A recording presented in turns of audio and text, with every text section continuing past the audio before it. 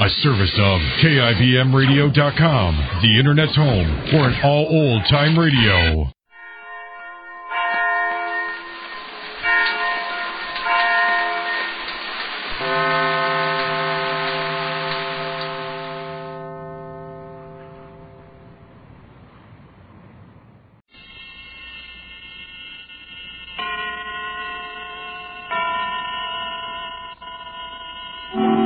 Suspense.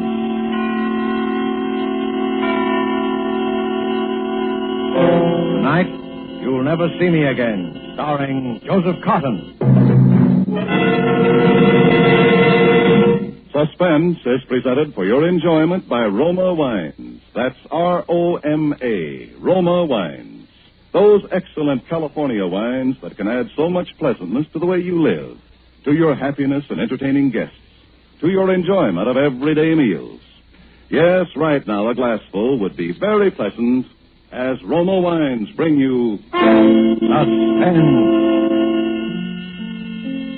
This is the Man in Black, here for the Roma Wine Company of Fresno, California, who tonight from Hollywood bring you as star Mr. Joseph Cotton. And so is Cornell Woolrich's story of marriage and murder called You'll Never See Me Again, and with the performance of Mr. Cotton as an American husband named Ed Bliss, we again hope to keep you in suspense. Oh, you're walking out on me. What does it look like to you? Like you're walking out on me? Got everything you need? At least I'm glad you're showing your true colors. I'd rather have found it out now than later. Didn't take you long, did it, baby? If you're looking for your coat, it's in here. Thanks. Need any money? I don't need anything from you, including your wedding ring. There.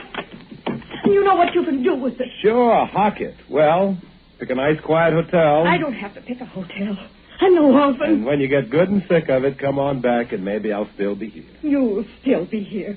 You'll never see me again as long as you live. You'll never see me again as long as you live.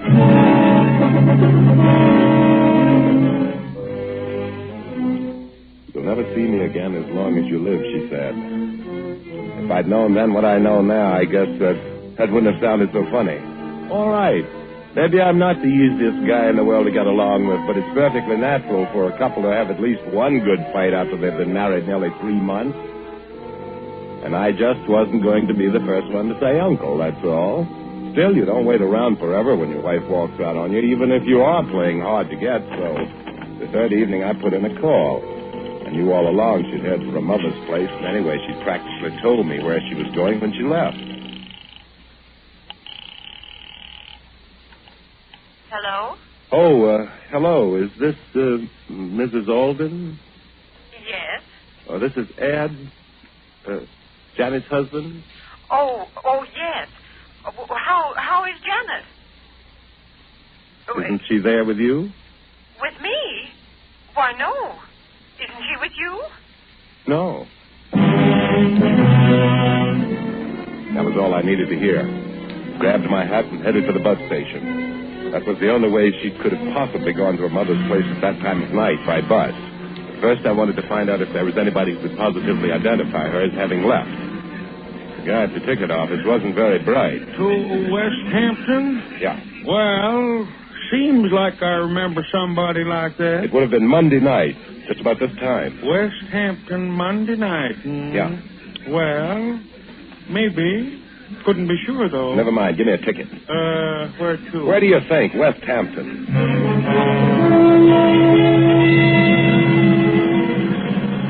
She was blonde, blue eyes, good looking. Sure. I remember her. Where'd you get off? I think it was West Hampton.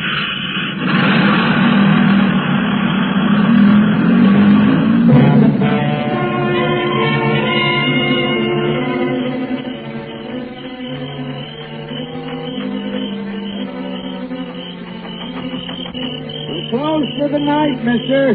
Pumps are all locked. I just wanted some information. Huh? Can you tell me where the Aldens live? Alden? Oh, yeah, they're those new people. Yeah.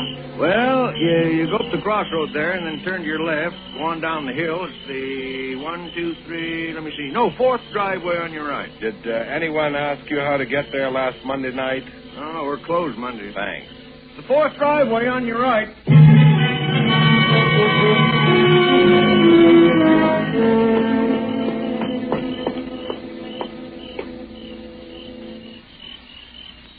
Oh, come on. Must be somebody lost their way. Yes? I'm Ed Bliss, Janet's husband. Oh, yes. Come in, Ed. I've been looking forward so much to meeting you. I wish it could have been under different circumstances, though. Yeah. Hey, so sorry. Too bad. Haven't you heard anything yet, Ed? No, me? I can't understand it. It's not like her to do a thing like that. Oh, Ed, pardon me. I want you to meet Mr. and Mrs. Farley. We were just playing a little bridge. How do you do? How do you do? And this is my husband, Joe Alden. Guess that makes him your stepfather-in-law, doesn't it? Joe, this is Ed Bliss. How do you do? Nice to meet you, Ed. Well, I guess we'd better be going. Yes, I guess we have. I do hope that your wife...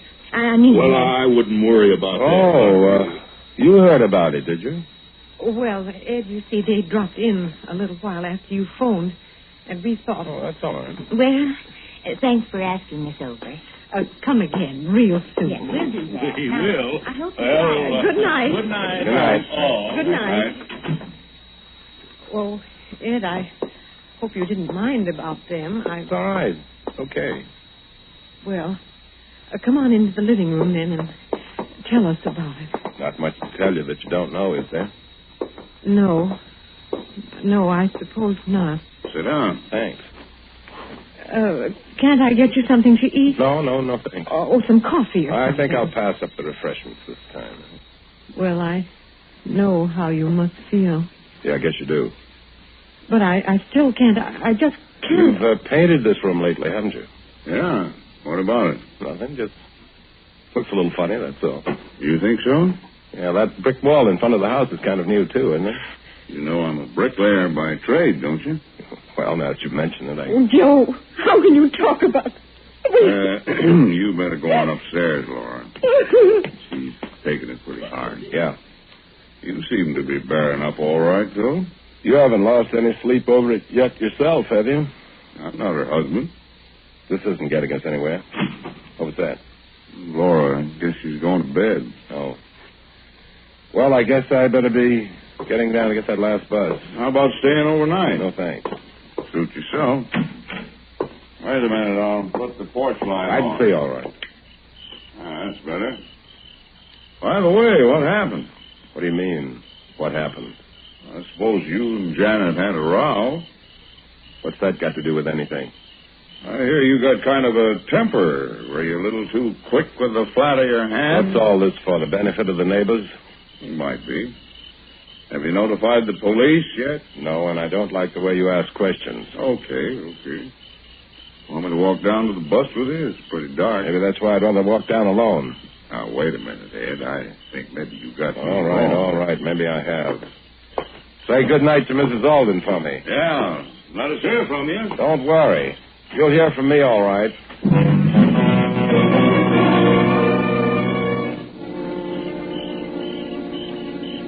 Still plenty dark when I got back to town, but I took the shortcut at the corner just the same, a path across a vacant lot. Between the lot and my house, there's a hedge. I was just going through it when I stopped cold. There was a light on in my house.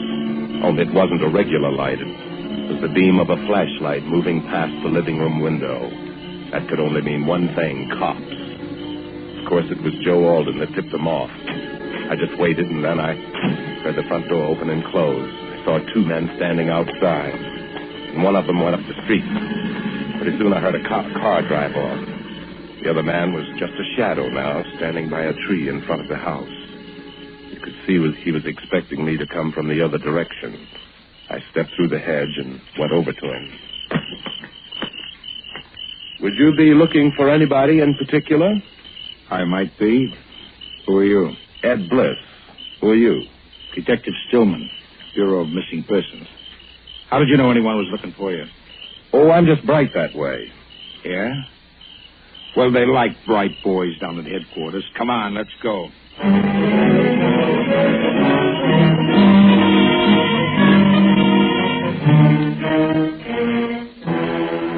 Tonight, for Suspense, Roma Wines are bringing you as star Mr. Joseph Cotton, whom you've heard in the first act of tonight's tale of Suspense.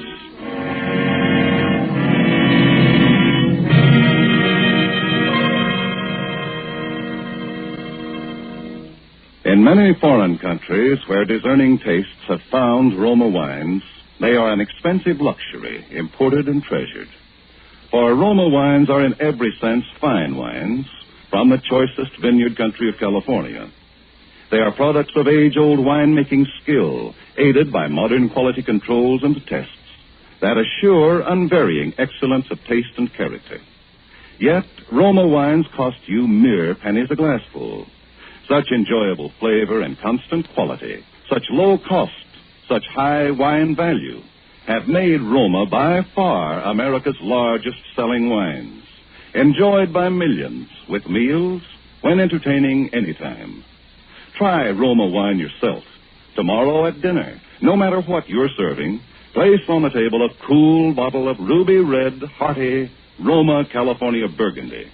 See how much new zest it adds to food. How it makes a real occasion of even the simplest meal.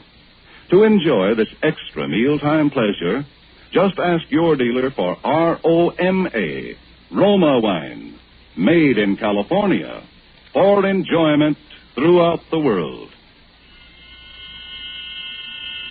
And now it is with pleasure that we bring back to our soundstage Mr. Joseph Cotton, who in the person of Ed Bliss resumes the story called You'll Never See Me Again. Tonight's study in Suspense.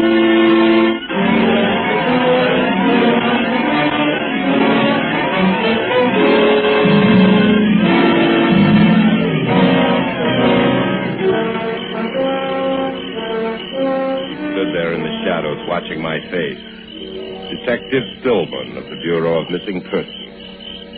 I'd been expecting this to happen sooner or later, but now that it had, I was stunned for a moment. He said it again. Come on, bright boy. They're expecting us at headquarters. Now, wait a minute. I want to talk to you. I'm in a jam. Oh, you're telling me. Not the way you think. Would you come inside with me? I've been inside. What kind of a furnace do you have in your cellar, Bliss? An oil burner. The kind that turns on automatic with an electric cut-in? That's right. Why? Is there a fuse blown? How did you know there was a fuse blown? Was that why you were searching my house with a flashlight, or was it because you didn't have a warrant? Oh, you really are a bright boy, aren't you? Well, come on. Now, listen. I don't want to have any arguments. I want help, and I want it bad. Will you give me a break? What kind of a break? Well, this is no place to talk. Will you come inside? Okay, but you'd better talk fast and good. Don't worry.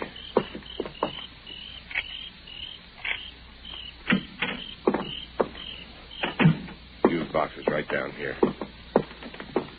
Flash your light up here. Always keep a couple of fuses on top of it. Yeah, there we are. Let's go in the front room. After you. Okay.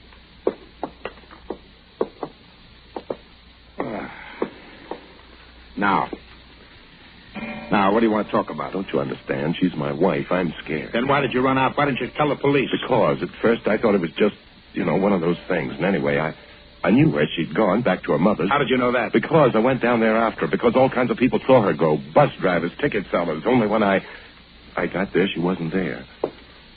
How much life insurance did you carry on her, Bliss? $25,000. Oh, that's quite a lot for a $75 a week architect, isn't it? Oh, her mother paid for it. A wedding present. For heaven's sake, what do you think I did? Burn it in the cellar or something? No, we know you didn't do that. We looked. Oh, cut it out, will you? I love her. We've only been married 3 months. Well, what do you want me to do? Give me a break. You take me down to headquarters now. It may be hours. Oh, it'll be hours, all right. In the meantime, if there's still a chance, there's got to be. She's somewhere, and She's in danger. I know it. Yeah, how? I tell you, I followed her down to her mother's place in West Hampton. There's a guy at the station who remembers selling her a ticket. The bus driver remembers her getting off there, and then she just disappeared. Then what? Well, I went down to her mother's house. They hadn't seen her. But there's something funny about it. There's something funny about her mother and that stepfather. There's something funny about that house and about that room. What room? That living room of theirs. Listen, you've got to let me help you find her. You've got to go down there to West Hampton with me because I've got a hunch somehow that I'm the only one who can find her. All right, Bliss. All right. I don't know why, but I believe you. You do? You'll go? Yeah. And I shouldn't believe you either because... Because what? What was your wife wearing when she ran out on you Monday night? What was she wearing? Yes. You must remember what she was wearing. Well, she was wearing a gray flannel suit, a skirt and jacket, you know, a pink silk shirtwaist, patent leather high-heel shoes, and those crazy little hats. Any baggage? Yeah, a little tan suitcase. You're sure of that? Sure. Well, that's why I shouldn't believe you. Why not? Because when you find somebody's clothes around, you usually start looking for the body right nearby. Well, what do you mean? They weren't burned up because that fuse had blown. But we found every one of those things in the furnace down in your cellar about 20 minutes ago. When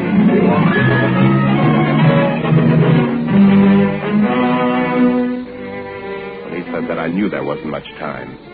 But he was going up to West Hampton with me anyway. That was the main thing. Of course, first he had to rout out the bus driver, the ticket seller, and check my story with them just to be sure I wasn't trying to pull a fast one. But that was all right. I'd expected that. And we climbed into the police car and headed out to West Hampton. He believed me now, all right.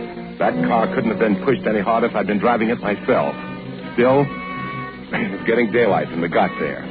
Parked the car a little ways down the road and walked toward the house. See what I mean, Bert? Take that brick wall, for instance. Oh, what about it? It's new. What did he build that for? It's not tall enough to hide the road. It's not even tall enough to keep a dog out. Why'd he build it? Well, maybe he built it to keep in practice. Come on, let's go in. It's awfully quiet. Well, why not? They're probably in bed. Where I'd be if I hadn't let you talk me into this. Listen, Bert, you don't think... I'm here, ain't I? Go on, ring the bell. No answer. Keep trying. Shades are all down. I don't think they're in. Come on, let's try the back door. Shades are down on this side of the house, too. Look, the garage is empty. Yeah. Well, I guess our birds have flew the coop, all right. Bert, I don't like this. Come on, we'll try this back door anyway. Uh-oh. It's locked. Here's an axe. I'd like to try my keys first.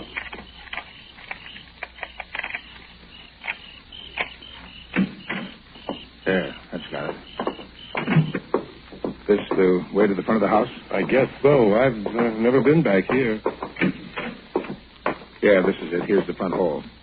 There it is. What? That room. The living room I was telling you about. Well, what about it? Snap on the lights. All right, I still say, what about it? I don't know, but don't you get something funny about it? Oh, what? Well, the lights, or something about that fresh paint, the rug. There's something, though I know there's something. Oh, come on. We're wasting time. There's something screwy about the whole joint. We went over the place from top to bottom. I wanted to get back to that room, and time was awful important.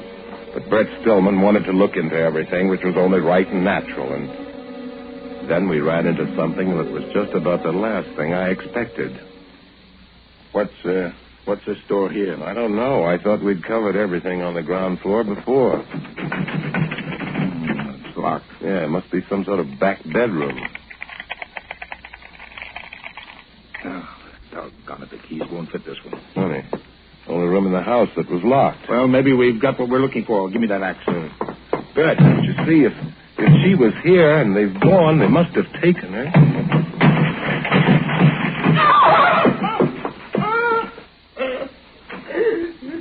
Well, who's she? This is Alden. Your wife's mother? Yeah. Where's your daughter? Oh, please. Please. Come on. Where is she? I don't know. Was she here? Yes, but Where is she now? I don't know. Did she leave with your husband? I don't. Why didn't you tell me she was here the other night?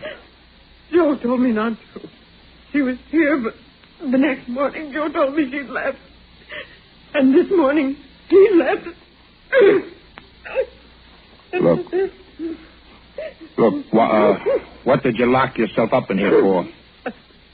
I knew when Joe left that something terrible. And when you came, I was frightened. I just... Come on, Ed. Where to? Don't you get it? For some reason, the stepfather's put the snatch on her. We've got to put a call through to headquarters, get the highway patrols to watch for him. What about her? Oh, she comes along. Oh, please. Come on. Yes? There's something wrong about You bet your life there is. No, I mean, why would he do it? What motive would he have? You let me worry about the motive. You worry about your wife. It's got some connection with what's wrong about that room, whatever it is. Will you forget about this room? We've got to get... I want to look just once more. I know there's something. Listen. Do you want your wife back or don't you? There's no... Bert, I've got it. Got what? It's lopsided. Don't you see? It's not on the square. Are you crazy? Oh, no, I'm an architect. Look, the light's on in the middle of the ceiling. The window's on in the middle of the wall. So what? The design on the rug is wrong. It's cut off too close to that wall. Bert. What? That wall. That's why the room has just been repainted. That's why he built that brick wall in front of the house. I don't get it. One wall of this room is a dummy, built out in front of the real one. That's why the room looks lopsided. That's why he built a brick fence, to get bricks without arousing suspicion. Which wall? That. And Bert, it must be hollow. Give me that axe. You don't think that Janet... Bert, give it to me. Let me. Get back, you hear me? Bert. Mrs. Alden. It's Janet. Answer me. Answer me, Mrs. Alden.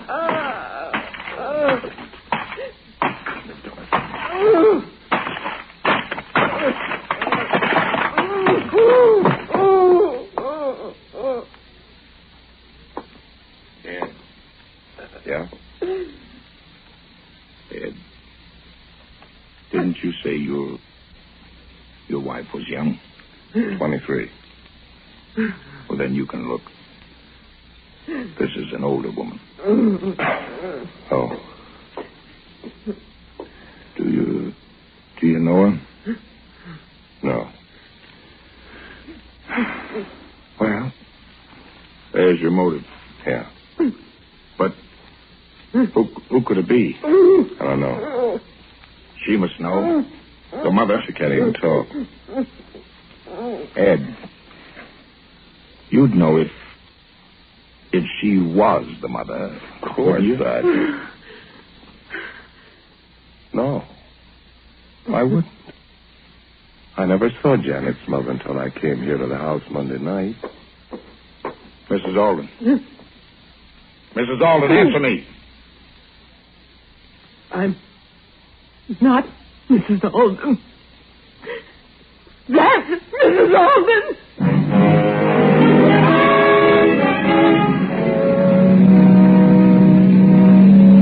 Just a question of time now, whether we'd get back there in time to stop it. It all fit together now, and what Brett didn't know, he got out of the woman on the way back. Did you know Joe Alden before? No. Not before I came to their house in Eastport to take care of her. I'm a nurse. And Joe and I... Well, we... Who got the idea to kill her, you or Joe? He did. When he saw me giving her a sedative once. She was pretty sick. Oh, premeditated, huh? Why did he do it? Money, of course. She kept a lot of bonds around the house. That's what Joe wanted. Is that why you moved from Eastport to West Hampton? Yes.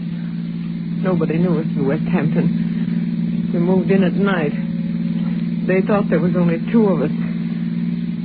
They thought I was the real Mrs. Alden. When did he do it? About a week after we got there. One night. By morning, she was where you found her.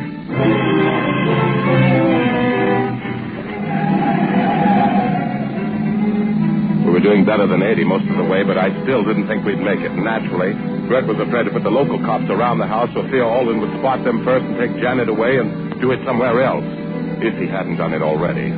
Because Bert Stillman had the picture cold now. Janet had come to the West Hampton house and found her mother was missing before Alden had been able to make his getaway. So Alden had been made to kill Janet, too. Bert knew where he was taking her because of the clothes and the furnace in my house. That was a tip-off that Alden was going to try to plant it on me. It was the only break I had. At least I knew where to look if I could get there in time. The outskirts of town, we picked up a police escort, but Bert made them lay off when they got near the house. He drove up the side street and parked a little ways off. We walked up to the house. There was a car in front of it.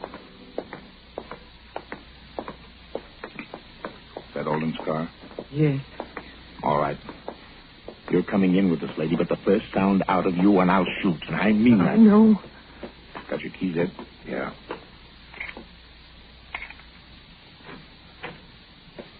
Quiet now. Yeah. Look. There's a light. That's the door to the cellar. Come on. Listen. He's digging. The light's gone out. He must have heard us. Put on your flashlight. Let's go. There he is. Ed, why, you? Hey, what'd you do that for? Killed my wife, didn't he? Switch on the light. Maybe it isn't too late yet. There she is. She's dead. Yes, chloroform. You smell it? Get that cloth off her face. Too late, can't you see? Yeah, I'm afraid. What are you doing carrying a gun, Ed? I got a permit. Anyway, what's the use of asking questions like this now when...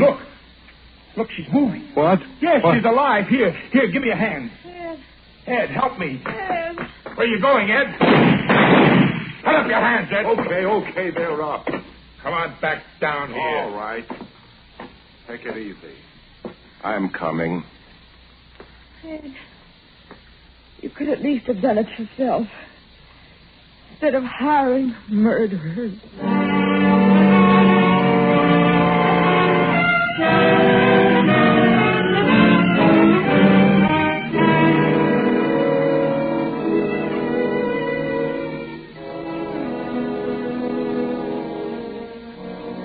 What did you do it for? The money? What do you think? For fun? Go ahead. Talk. Anything to make you happy. Would have been perfect if Alden had killed her when he first got her in the cellar like I told him to. Maybe he had a sneaking idea I was going to double-cross him. He was stalling until the last minute. I don't know. Anyway, won't do him much good where he is. What did you have on him, Ed? The mother, his wife. I'd been up there before alone. I knew he'd killed his wife because I'd seen a picture Janet had of a real mother. And I spotted the room right away. I told Alden I'd split the money with him if he did it. And if he didn't... Go on. Well, I knew I could pick a fight with Janet. I knew she'd run up to her mother's. Then I went up there to make it look good. After I left, Alden was to call the cops like he did. You'd take me down here to headquarters, and while you were giving me the old third degree, Alden was supposed to plant the body in the cellar. That way, I was in the clear because you'd know I couldn't have done it while I was down here talking to you. And you'd know she hadn't been there before because you'd looked. That's why I planted the clothes in the furnace, remember? So you would look. It's smart. I had an alibi, and nobody had a thing on Alden unless I squawked. And he had to take that chance. Looked pretty good there for a while, didn't it? Yeah. Well, your wife's outside. Do you want to say anything to her? Yeah. Just tell her I said, you'll never see me again.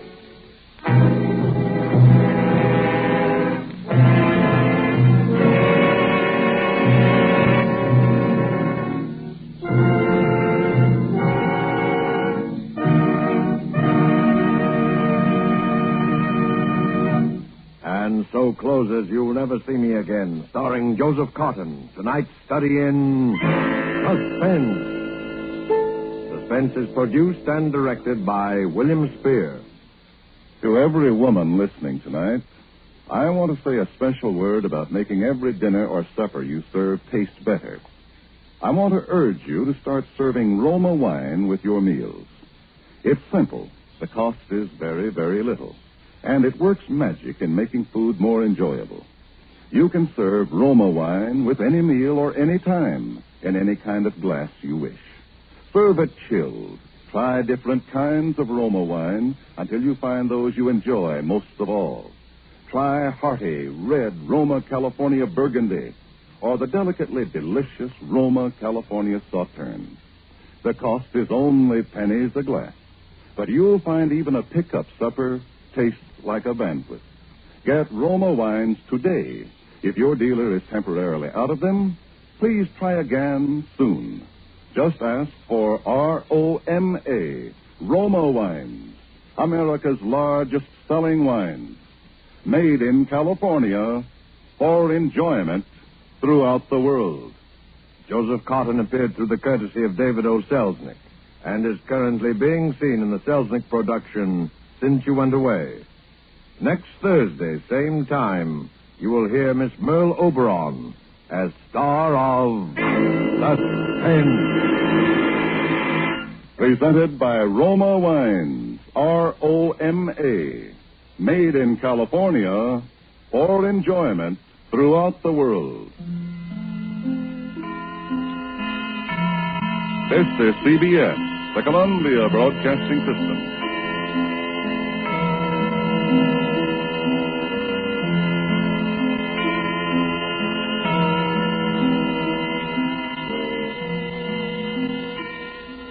Now, Roma Wines present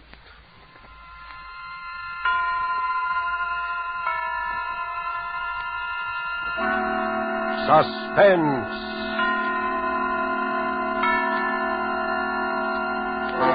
Tonight, The Bluebeard of Bellaco, starring Merle Oberon. Suspense is presented for your enjoyment by Roma Wines. That's ROMA, Roma Wines. Those excellent California wines that can add so much pleasantness to the way you live, to your happiness in entertaining guests, to your enjoyment of everyday meals. Yes, right now a glassful would be very pleasant as Roma Wines bring you Suspense. This is the Man in Black, here for the Roma Wine Company of Fresno, California, who tonight from Hollywood bring you a star, Miss Merle Oberon, and a suspense play inspired by an actual recent news item from occupied France. And so with The Bluebeard of Bellaco, and with the performance of Merle Oberon, we again hope to keep you in suspense.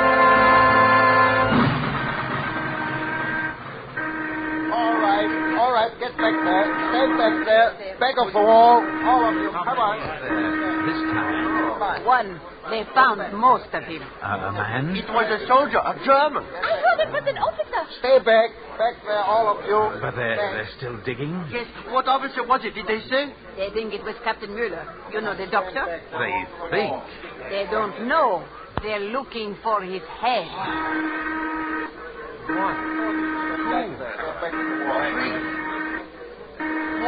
It's an announcement about this. Of course, they found the body, identified the body. Why don't they identify him? Identify him? The Bluebeard. Why don't they find out who he is? Listen. Achtung, Achtung, villagers of Bellac, Saint-Jean, Branagnon, Flumet, Achtung. This morning's victim of the Bluebeard of Bellac is identified as Captain Franz Müller, medical officer attached to the staff of Colonel Strelitz. And for the first time, the Bluebird himself has been seen, and a description has been provided. He is described as being of medium height, broad-shouldered, heavy-set. His hair is dark brown to black. I must speak with Colonel Strelitz. Is he here? I have information. Information about what? About the Bluebeard. Is the Colonel here? He's in the staff car, over there. Please take me to him. I must see him.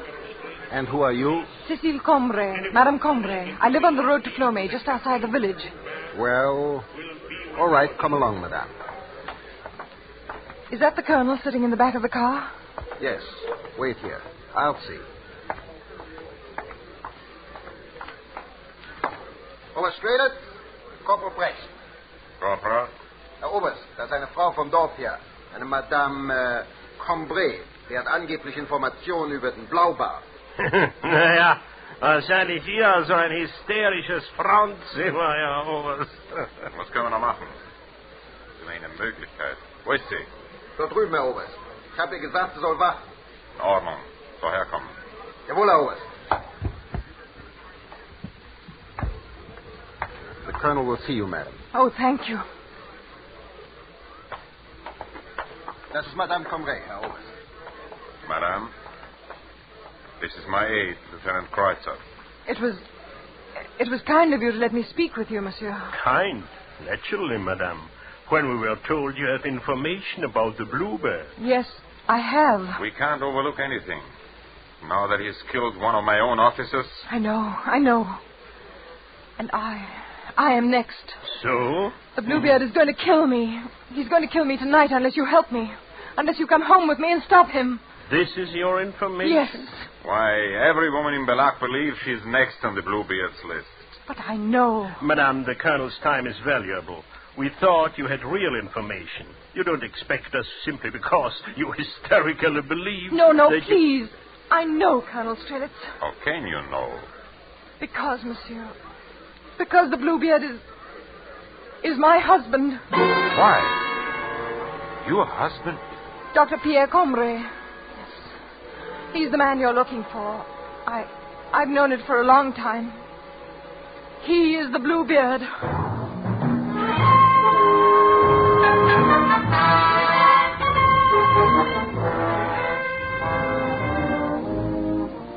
Tonight for Suspense, Roma Wines are bringing you a star, Miss Merle Oberon, whom you have heard in the prologue to The Bluebeard of Bellaco by Sylvia Richards. Tonight's tale of Suspense.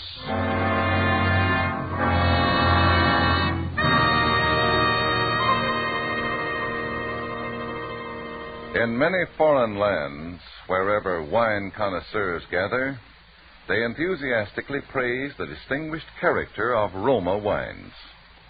Such praise of Roma wines in foreign lands can only mean that they are truly magnificent in quality. Roma wine's excellence is due to a unique combination of California's perfect soil and climate, from whence come the choice Roma wine grapes, plus age-old winemaking skill and modern knowledge. These combine to make Roma constant in quality, uniformly fine, unexcelled in value. Tomorrow, discover for yourself the delightful Roma taste and goodness, enjoyed by more Americans than any other wine.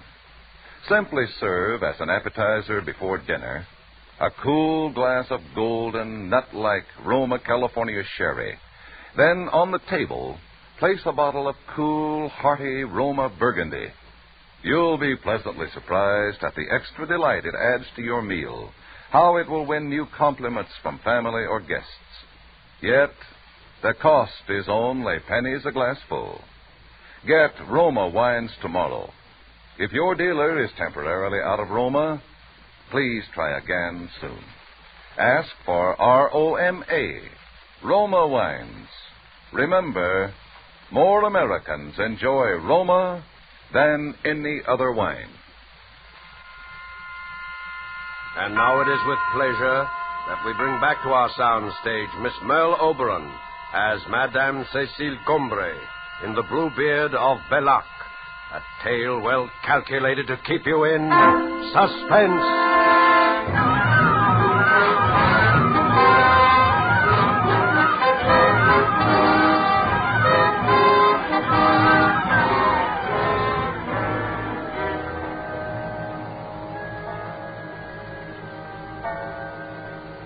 11 o'clock. He'll be here in an hour. And if you would not come here with me... You have nothing to fear, madame. The house is well guarded. But won't the guards frighten him away? Their instructions are to let him through.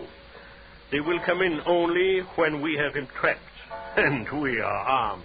Yes, and he does not carry a gun. You know he uses a knife. Madame Combre, why didn't you come to us before, if you knew your husband was a Bluebeard? First, I wasn't sure. Then, when I was sure, well, he was still my husband. Then why now? Because now he will kill me, and I'm afraid. I knew when he went away with the body of Captain Muller yesterday. Well, you saw the captain?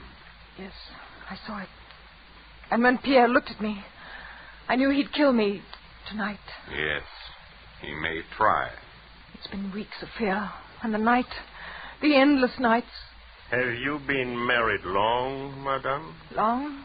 No, less than a year. You aren't French, are you? No, I'm English. I spent a summer in Flomé about 4 years ago, and I liked it, so I stayed. I taught English in the village school there. And Dr. Combray? About a year ago, there was an epidemic in Flomé, and he, Pierre, came there to help. He seemed to me when I met him to be very kind, a very noble man. Of course, I didn't know him well, but when he asked me to marry him, I was very happy. The morning after we were married, he brought me here to Bellac, to this house which has been his family's for many generations. It was a beautiful morning, early spring. We came, as you did tonight, up the hill past the summer house to the front door. Well, here it is, Madame Combray. Come, I'll carry you over the threshold. Oh, careful, Pierre. Don't drop me. No chance of that. Now, this is the hall. Shall I carry you on from room to room? Oh, Pierre, no. Put me down. Very well. Come this way. Now, here is the parlor. Oh. Hello, Captain Mueller. Good morning, Doctor. I've been waiting. I hope you don't mind. They said you'd be back this morning, the people down the road. Yes, I was held up by my wedding. Your wedding? Oh, I'm sorry. Cecile, this is Captain Mueller, the medical officer in charge with Colonel Strelitz. Captain, my wife, Cecile. How do you do, Herr Mueller? Well, Doctor, I congratulate you. I see even an epidemic can be useful. That's one way of looking at it. So what's up, Mueller? What? I wanted you to come in tomorrow to help with the vaccinations. About 150 are going out and we need help. The last lot carried typhoid. I'll be glad to help. What time? Well, they're leaving at noon now. If you're there at 8 o'clock, we'll have enough time. I'll be there. Very well, Doctor. Madame, tomorrow then. Heil Hitler. Heil Hitler. Now, we go on with our tour. Follow me. Pierre, who's to be vaccinated tomorrow? All labor draftees being sent to Germany. This is the kitchen. The stairs go up from here. What's upstairs? Well, off that first landing, there are several bedrooms, mine and others, and on the floor above, still more. Before the war, there were servants. And this is a pantry? Yes. And this door? Where is it? It's locked. What is it? Oh, that is an old wine cellar. It's not used. A cellar? Do you have a key? There's nothing down there, Cecile, that would interest you. But I'd like to see. We might be able to grow mushrooms. No, Cecile, it can't be used. Oh, let's look, Pierre. Where's the key? Cecile. Yes? That door must stay locked. But Pierre... You understand? Yes, but why? No matter what happens, you must never try to go down there. Never.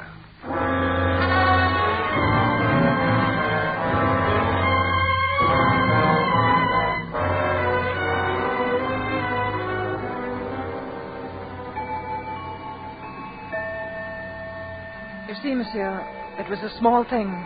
Just a room I must not enter. He told me the room was used for his experiments, and I believed him. I was in love. But there were other things, and they added up to fear. Just the taste of fear. A shadow so light, I didn't know it was there. It was first of all the gossip I heard in the village when I went to market. Good morning, Madame Combray. You're late today. Pierre worked late last night. Is there any milk, Madame Beauget? I can let you have a pint. Oh, well, if that's all. Does the doctor work often at night? Quite often, in his laboratory. Oh, I could not bear a man who pottered around after dark. But it's his profession. Maybe, but I would not sleep a wink. Not with this Bluebeard about. No, I like a man who is steady, so I know what he's up to. Oh, how can you bear to live in that big, depressing house? Oh, but I love it. Well, you're young. I suppose it's romantic to you. It's no place for a woman to be alone. You know the first Madame Combray? She died there. Yes. Pierre told me. But I know he did everything he could.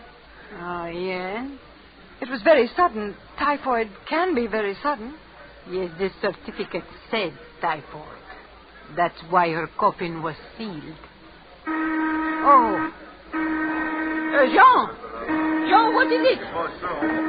What happened? Everyone's running. There's an announcement, madame. They know who one of them is. One of whom? There were 3 last night. One of them was a man. 3? Why, the Bluebeard. He killed 3 in one night. Cut them to bits. Oh, how horrible. All sliced up and scattered around, Madame Combray. You should have seen. Oh, no. Where were they? In the meadow north of the church. Why, that's near your house. The meadow? Yes, Madame Combray. If you had been awake, you would have heard him. You or the doctor.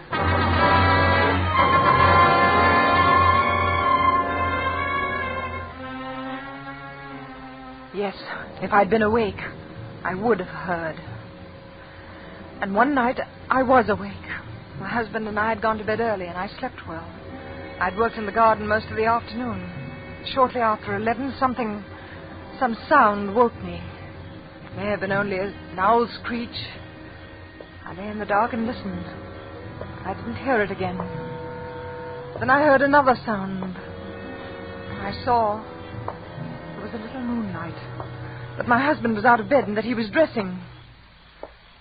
Pierre. Oh, did I wake you? Pierre, what is it? Nothing, Cecile. Go back to sleep. Is someone ill? Did someone come for you? I've got to go out. Go back to sleep, Cecile. I won't be long. Something woke me. I heard a sound. I'm sorry. Did someone come for you? Was it Captain Muller? No. Who was it, Pierre? Who's ill? No one you know. Where are you going, Pierre? Do you have to go far? Go back to sleep. I won't be long. But, Pierre... I'm sorry I woke you. But you didn't. I'm sure I heard... Cecile, it's best that you go back to sleep. I just wondered... It's best for you. Good night, Cecile.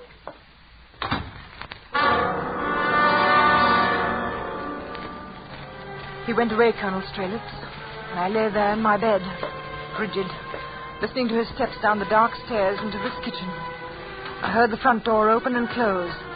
Then he went down the gravel path in the moonlight. I waited. It seemed long, yet it was only a little time. That clock there, I could hear it through the floor. Chimed the quarter, then the half. When I heard him, it was not yet midnight, and he came slowly, climbing up the hill. I slipped out of bed and went down the stairs to the landing there, from where I could watch him come into the kitchen. Then he came into the kitchen. I could not speak, for he was not alone. Over his shoulders he carried a body. A man, I think.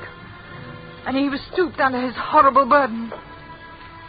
He crossed the kitchen without looking up and did not hear what I was sure he must hear. The pounding of my heart.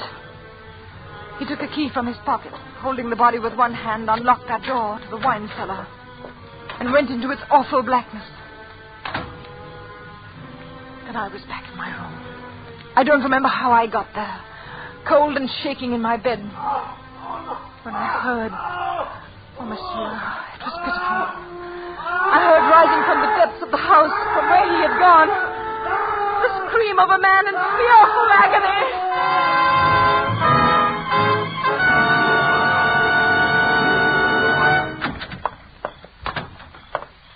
Cecile? Yes, Pierre. You are still awake. No, Pierre, I told you to go back to sleep. I was, Pierre. I But did. you are awake now. Something... I heard something. Yes, you heard? It must have been you opening the door. Oh. You came in suddenly. You must have. Yes, I think I did. Well, we'll go back to sleep now.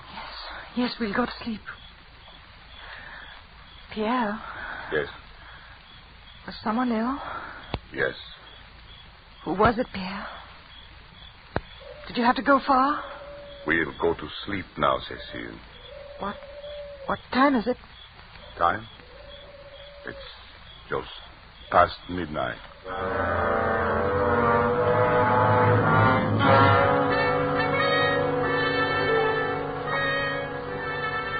Midnight was usually the hour, his hour. He always came back soon after. And the following day, there were always the announcements on the loudspeakers in the village.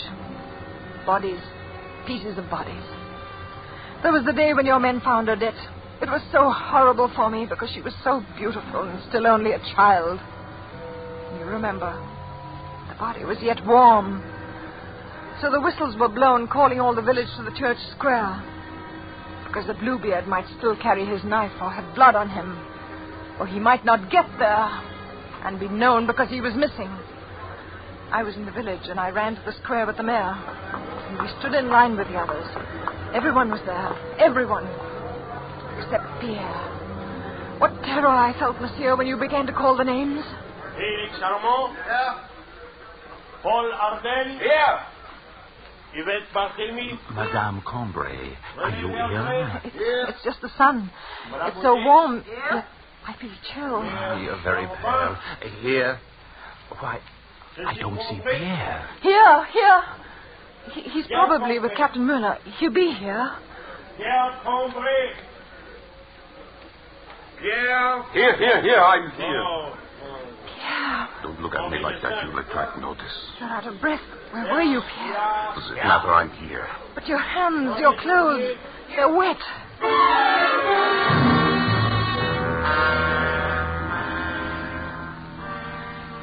So you see, I still did not know. And I needed to be sure. I could not live unless I was sure. So I stole the key to the cellar. Yes, it was that easy, while he slept. And the next day he went to the village with Captain Muller and left me alone with the answer in my hand. I opened the door and went down those steps, carrying a candle. We will go down there in a moment, Colonel Strelitz, to wait for him, and you will see. There is a little room, bare and damp. By the candle's light, I saw there was something on the table. It was this case, filled with knives, surgical instruments. Not strange for a doctor, but there was blood on them, fresh blood. And there was more on the table, on the floor, and much blood on a sheet which I found thrown into the corner. I found the strength to get out and to lock the door again. I put the key back that night. So again, I did not know. I did not really know until yesterday. I was sewing in the front parlor, and Pierre was walking up and down because he had an appointment with Captain Muller. The captain was late. Captain, what's keeping Muller? Perhaps he got orders. More soldiers came into Bellac yesterday. Many more. Yes, I know, but that shouldn't keep him. There's something going on. They're getting ready for something. Yes, but why would Muller... Oh, do sit down, Pierre. Your walking makes me nervous. I've spoiled the seam and have to rip it out. Oh, I'm sorry. Some of the soldiers were searching houses yesterday. I don't know what they were looking for. Did they come here? Oh, no. At least, not while I was here. I was in the village most of the afternoon. That's when I saw the soldiers. And there's nothing here to look for. Is there, Pierre? That's it. Of course. Why didn't I think he's down there?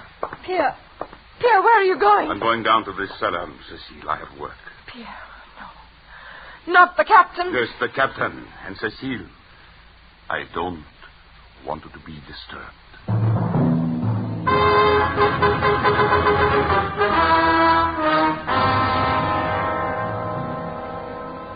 Then I knew.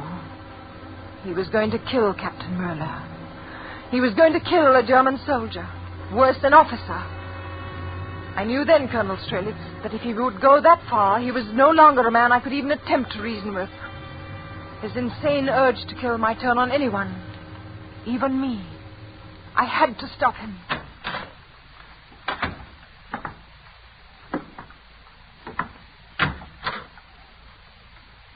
Oh! Cecile, what are you doing? I told you not to come down here. You killed him. Cecile, now I'll have to. But I wasn't ready. It's not time. Captain Muller, they'll track you down. You can't get away. Be quiet. I warned you. I told you not to. Murder. You did it. You killed him and the others. Cecile, I told you. For your own sake, for both of us. What will you do now? Do? What do you think I'll have to do?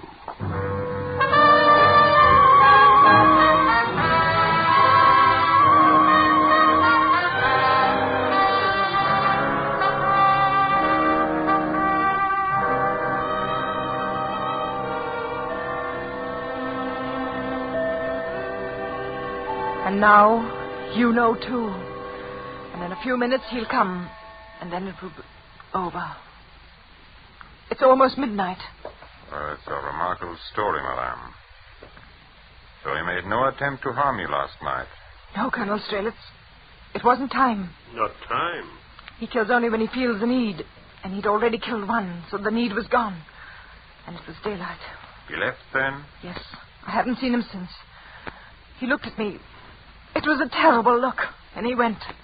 And I knew by the look that I would be next. Tonight. And Captain Miller?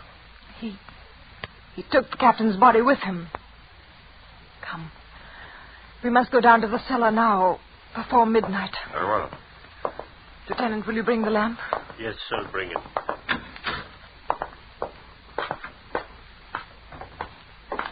You see, it's unlocked as he left it. Close the door behind you, Colonel. Very well. Careful, the last step. And then another door. Oh, it is small and damp. Is that the table? Where Yes. Set the lamp there, Lieutenant. You can see the stairs. They are quite dry by now. I see. On the floor. Sit down, monsieur. There, where you can watch the door. I will stand here at the back, if you don't mind. You're right. It's safest for you. Listen. I heard the clock strike. And... Yes. Listen. It's the door. Have you your guns? Quiet. Yes, but we want to take him alive. You can. He's coming down.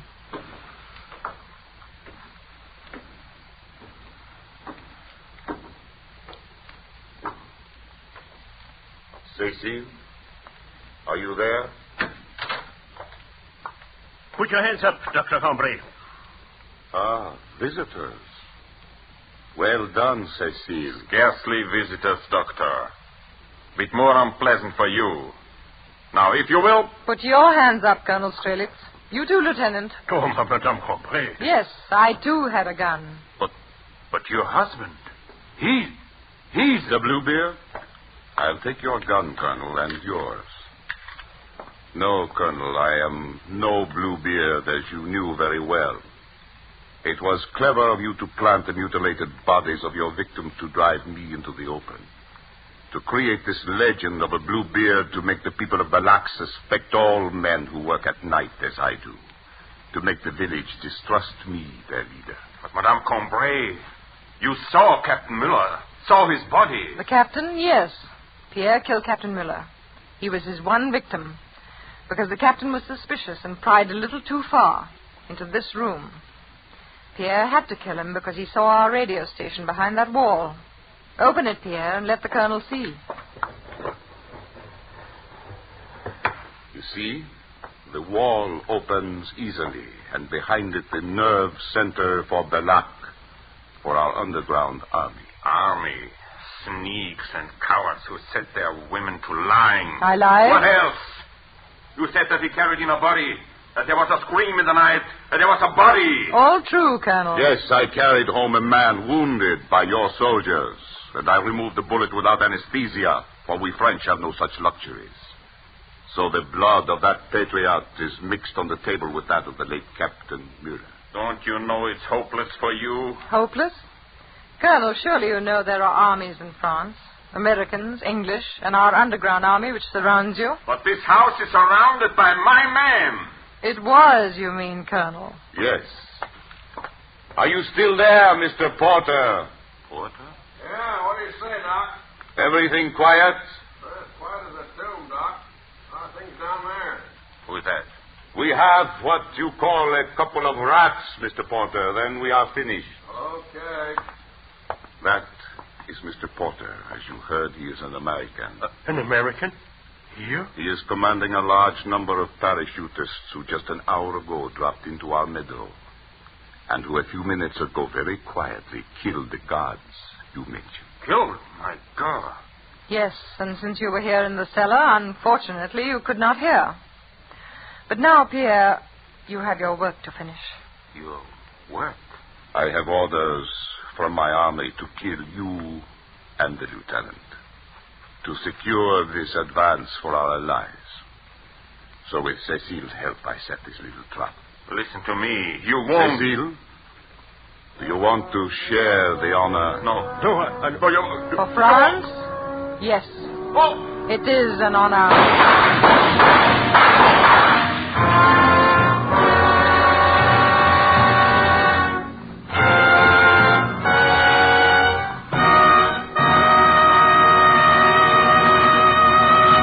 And so closes The Bluebeard of Bellaco, starring Merle Oberon. Tonight's study in Suspense. Suspense is produced and directed by William Spear. Have you discovered how much good wine adds to the enjoyment of food? How Roma wine makes even the simplest, most inexpensive meals really exciting events? Well, all you need do is place on the table with the meal a cool bottle of hearty Roma California Burgundy. Serve it in any kind of glass. You will find it delicious with any food. And if you are entertaining guests, you will find Roma wine just the gracious, festive note that makes any dinner party or get-together a happy, compliment-arousing occasion. And remember, Roma wines cost you only pennies a glassful, so any home can afford the pleasure they add to everyday living, to entertaining. Ask for ROMA, Roma wines. Remember, more Americans enjoy Roma than any other wine. Merle Oberon is soon to be seen in the Columbia Technicolor production, A Song to Remember. Next Thursday, same time, you will hear Mr. Gene Kelly as star of Suspense. Presented by Roma Wines, ROMA, made in California for enjoyment throughout the world.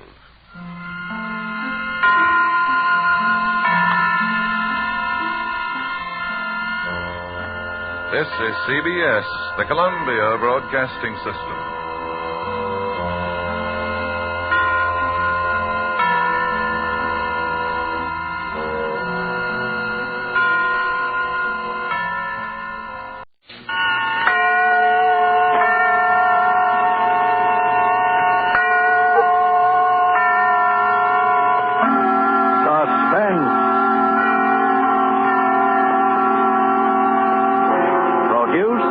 And directed by William Spear.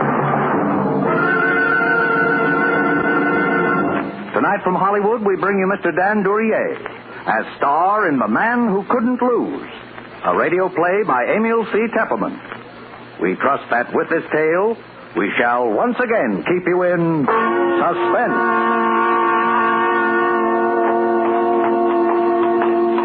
You feeling all right now? Sure, I feel swell. You better not talk anymore, though. Why not? I got nothing to worry about. That's what I'm telling you. Something's happened to me.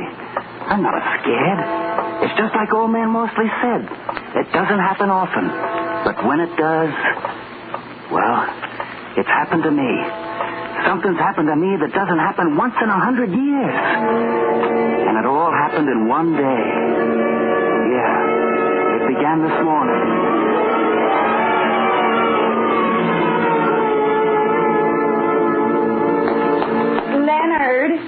Leonard, get up.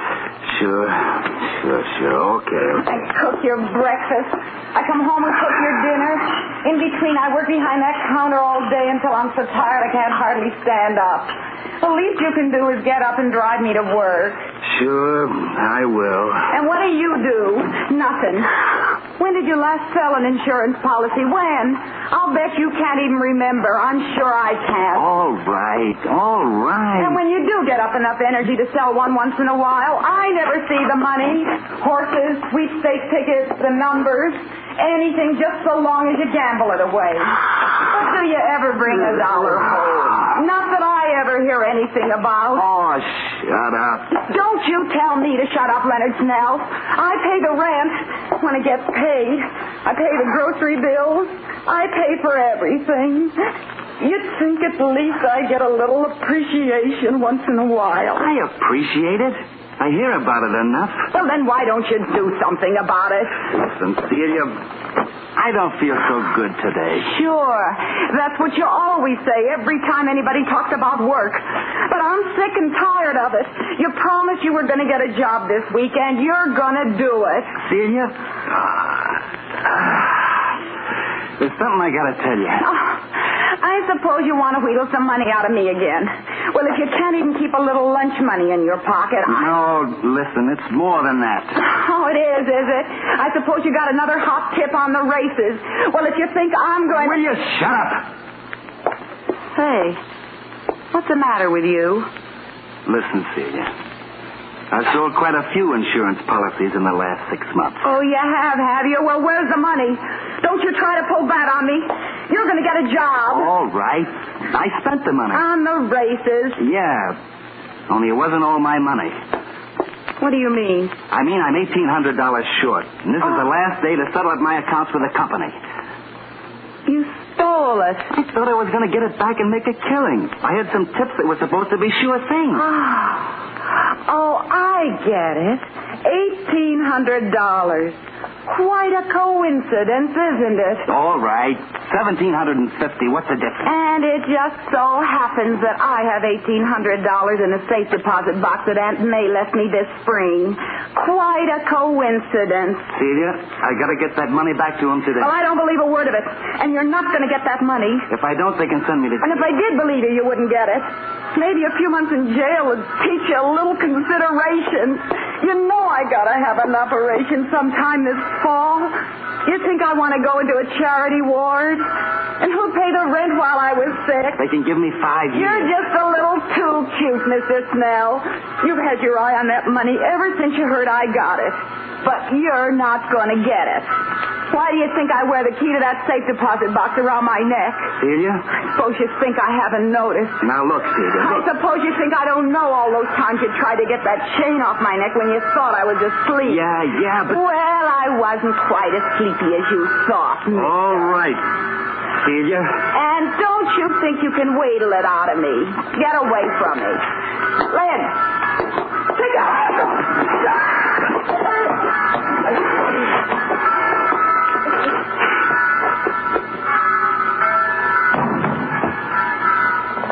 I knew I'd have to do that to you someday.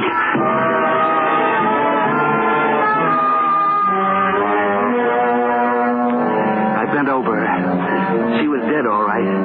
The key was on the little chain around her neck, just like it had always been. I yanked on the chain. Snapped. And the key came way in my hand.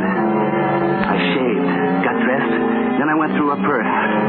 There was $9 and some change and the usual junk. And that sweepstake ticket made out in the name of I'm a Winner. I put the money in my pocket, the ticket in my wallet. I'm all set to go now, except for writing the letter. All of a sudden, I realize what I'm doing doesn't seem strange to me at all. It's like one of those dreams where you think it's all happened before sometime. I wrote, to the police. I have killed my wife in a fit of anger. I can't go on living anymore after doing a thing like that to Celia. I'm short in my accounts, too.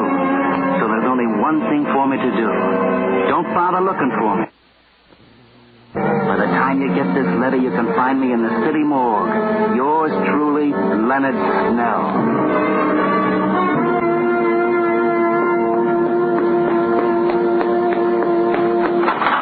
Leonard. Oh, Leonard. Good morning, Mr. Mosley. Leonard, I've just had some great news. I knew you'd want to hear about it right away. Well, I'm in sort of a hurry this morning. All right, but wait till you hear this.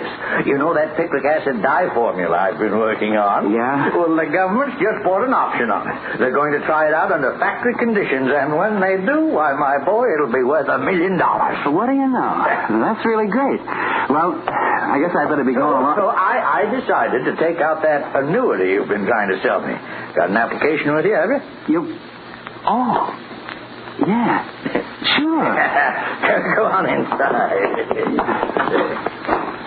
Hello there, Leonard. Good morning. Why, my man, you look as though you just seen a ghost or something. He just sold a policy. You don't sell them like that every day, do you, my boy? What's that first premium? About $3,400, isn't it? Yeah. Well, there's a nice commission in that, Leonard? About, $1,800, isn't it? Yeah? Yeah.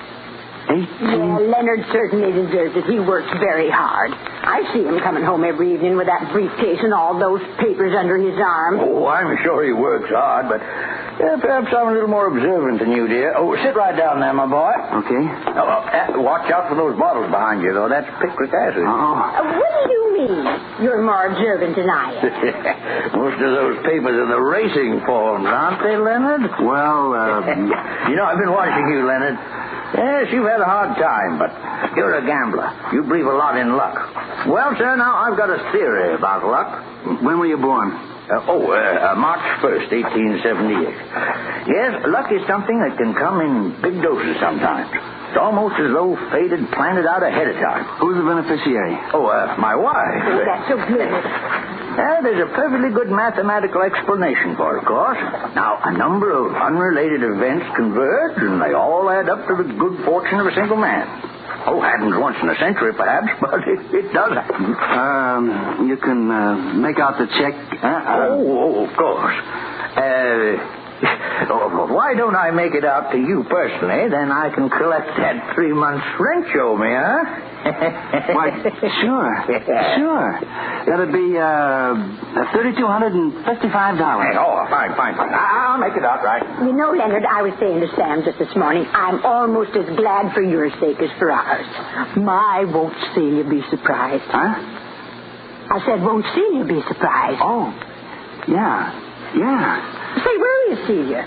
She usually leaves for work long before this. I always hear her. Well, she's, Leonard, don't tell me there's anything wrong. I know she hasn't been feeling well. Oh, no. It's just a little headache, you know. Well, the poor thing. Why didn't you tell me? I'll go right upstairs and fix her something. No, you better not. She told me she wanted to sleep. She's asleep now.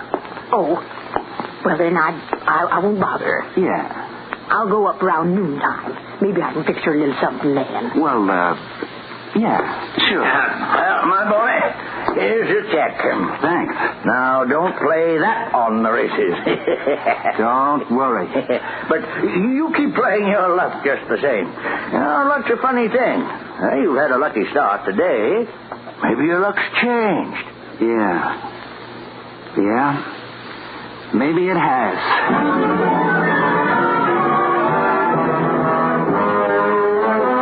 Why couldn't he have signed it yesterday? That's all I could think of for a couple of minutes. Why couldn't he have signed it yesterday? But it was done now. I get in the car and drive downtown. First I go to Celia's bank, and I get that $1,800 out of the deposit box. Nobody says a word.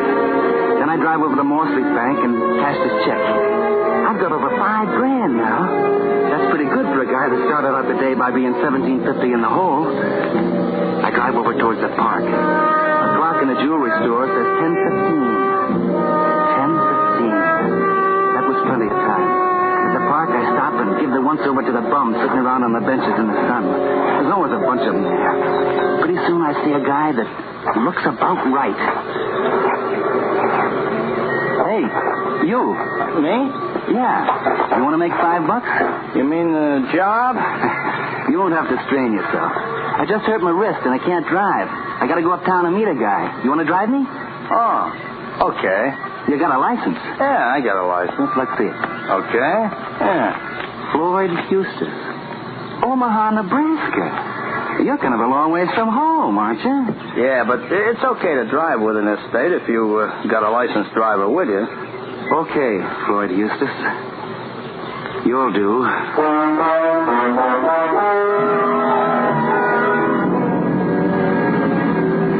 We get in the car and head uptown.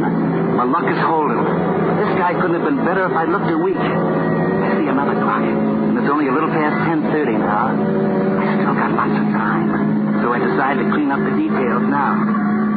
How am I doing? Okay. But turn right at the next block, Floyd. I want to go by the 43rd Street Post Office and mail a letter. Sure. Hey, you could mail it at a letterbox, though. Yeah, but I don't want to mail it at a letterbox. Oh. Okay. I go into the post office and get a stamp, mail a letter. It's a letter where I tell about killing Celia. And it's just addressed to Police Commissioner, 21 Center Street. Somehow I just don't trust the letterbox. Because if the police don't get that letter right on time and start looking, it's not so good. I go out and get in the car, and I tell Floyd Eustace where to go. We head uptown. After a while, we get to Fort Tryon Park, right above Riverside Drive, looking over the river. There's hardly ever anybody up there at this time of year, so I felt pretty safe. And sure enough, there wasn't. I got the monkey wrench out, and I had it in my hand. Is this right? Yeah. Just pull over there, up against the rail. Gee, I've never been up here. Must be quite a drop down there, huh? A couple of 100 feet, huh? Uh-huh. This where you're supposed to meet the guy? Yeah. Right here.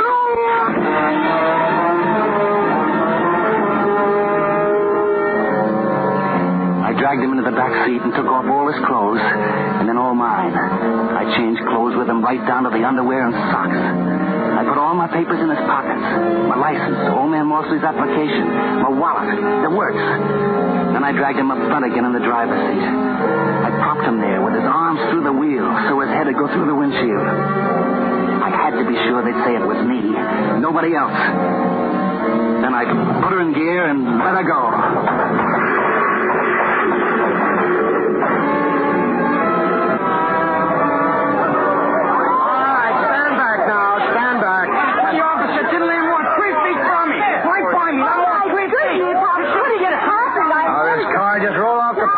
Up there somehow and landed smack in the middle of the street. Look at his face.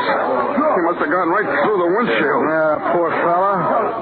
Identified him from his wallet. A guy named Snell. Leonard Snell.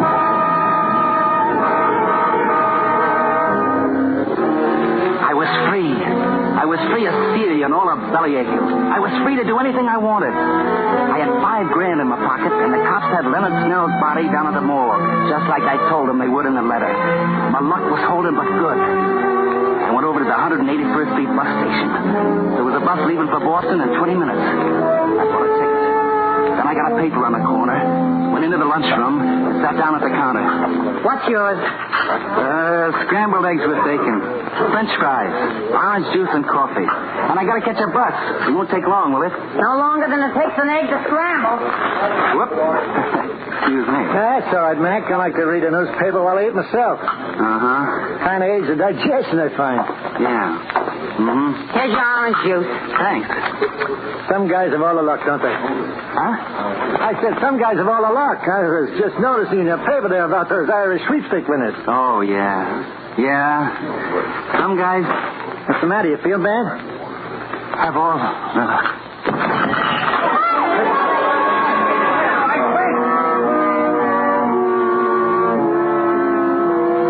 I came to, somebody was swabbing my head with water. I pay my check and get out of there somehow. I look at the paper again. That's what it said, all right.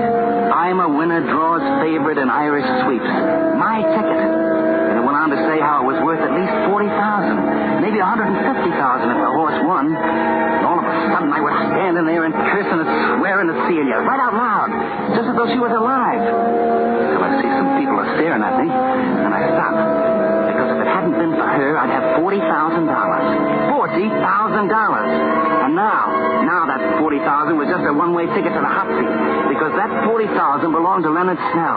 And that Irish sweep ticket was in Leonard Snell's wallet. And Leonard Snell's wallet was in the pocket of that bum that was supposed to be me. By now, the cops would have it along with the rest of Leonard Snell's stuff down at headquarters after they'd put the body in the morgue. If you've ever kissed off $40,000, you know how I felt. But what was the use? Well, I still have my $5,000 and the bus ticket to Boston. You can't get all the breaks all the time, was what I figured then. So I got on the bus. Plenty seats in the rear. This seat taken? Well, not at all. Sit right down. Thanks. Wow. Somebody must be feeling pretty good this afternoon. Huh? Yeah, the guy that's got the I'm a winner ticket in the sweeps. I see it says there they'd pay him $40,000 for it right now. $40,000? Yeah. I'd sure like to be in his shoes, wouldn't you? Yeah. I see it says... Here. You want to read it? Well, you don't need to get sore. Give it. Holy... Board, all aboard. Hey, stop. Let me out of here. I gotta get out of here. Well, make up your mind. I don't have to make up my mind, brother. I don't have to make up my mind. It was right then I got the idea what was happening. It was just like old man Morsley said. It may only happen once in 100 years, but it was happening to me. My luck was riding high. And when your luck is like that, you just can't lose. Because there it was, right in the paper again, on page 3. Freak explosion in Brooklyn kills 3. And it was my house. And the people killed were Morsley and his wife. And Celia. They thought it was caused by old Morsley's chemicals or something. I don't know, and I didn't care. All I knew was they thought Celia had been killed by the explosion and the fire, and I was in the clear. I could walk into the police station and get my sweepstake ticket and collect that $40,000 and be set for life. I knew just what I was going to tell them. It was a lead pipe cinch. I was walking on air all the way to the police station, and I was going up the steps, and then I stopped. Because I just remembered something terrible. And if I'd remembered it 10 seconds later, I'd have walked right into the electric chair. I remembered the letter. I was licked. By morning, the cops had had that letter in my own handwriting, over my own signature, telling how I'd killed Celia. That letter that I'd taken all the trouble to mail at the 43rd Street Post Office so it'd be sure to get off all right. I felt even worse this time than I had before, because it seemed like I'd almost had that money right in my hands. I was pretty shaky. I went into a bar to get a drink. Yes, sir, what'll it be? Double shot. All right, sir. Little chase on the sign? No. That'll be $1. Leave the bottle. Yes, sir.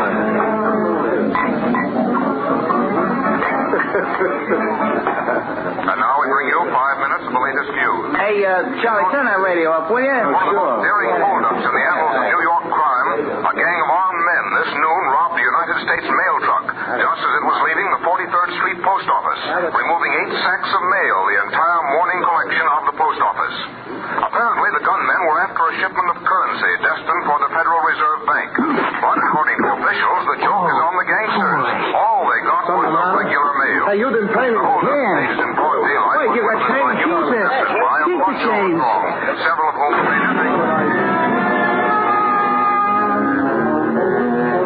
I knew it had happened now. I couldn't lose. I simply couldn't lose. Because those mugs that stuck up that mail truck had got my letter. Nothing in the world could stop me now.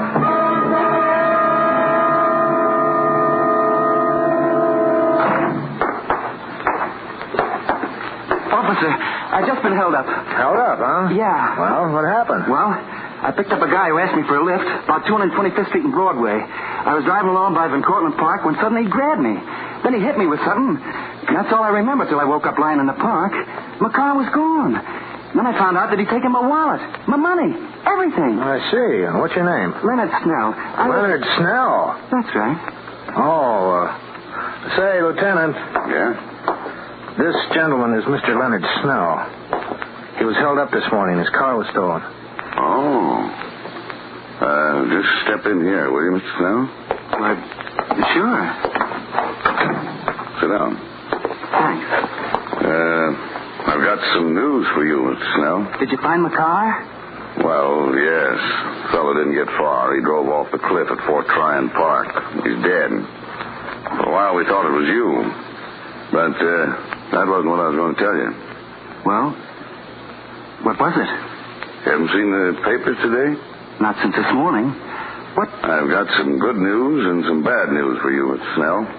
Maybe I'd better tell you the bad news first. It's pretty bad. Go ahead. Your wife was killed this morning, Mr. Snell, in a fire at your home. My wife? Killed? Yes, mind, this probably won't interest you much under the circumstances, Mr. Snell, but you've drawn a ticket worth $40,000 in the Irish sweepstakes. Well, to win the Irish sweepstakes and then lose your wife the same day. Some people sure have all the hard luck in the world.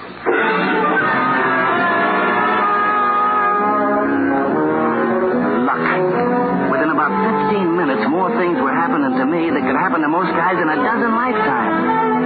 And then comes the jackpot I've been waiting for. Will you hold it, Mr. Snell? Just hold that pose right there. If you can't make just one more now. Would you mind telling the public how you feel? Please, fellas. Please. I hate to trouble you at this time, Mr. Snell, but the syndicate I represent is prepared to offer you $40,000 in cash for your sweepstake ticket. I've got the money right here in cash. All right. I don't care much about the money, though. Now.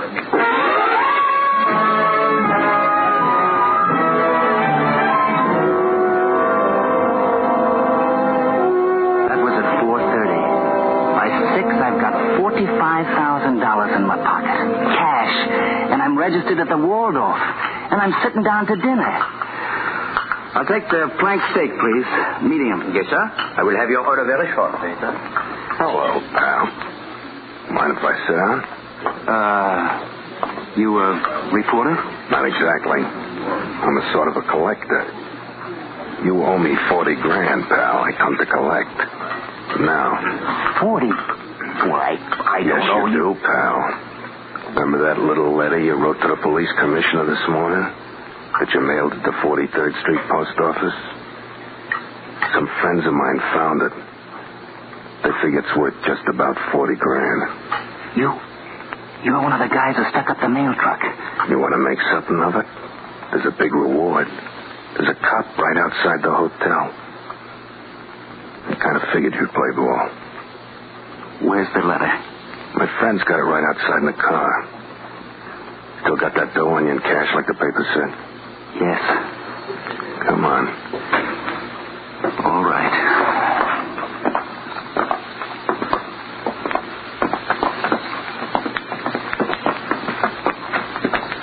You're a pretty lucky guy at that, pal. I suppose somebody else had got that letter. Don't worry, pal. Your secret is safe with me. Here's the card. That's the guy thinks, yeah. He's acting real reasonable, too. Get up the cash, pal. You recognize the letter, don't you? Here's your money. And here's your letter. Only don't try anything funny because we still know what that letter says. And the cops could always dig up the body and find out how your old lady really kicked off. Couldn't they? I think he gets the idea. So long, pal. So long. Officers! Officers! Those are the gangsters that held up the mail truck. I saw them.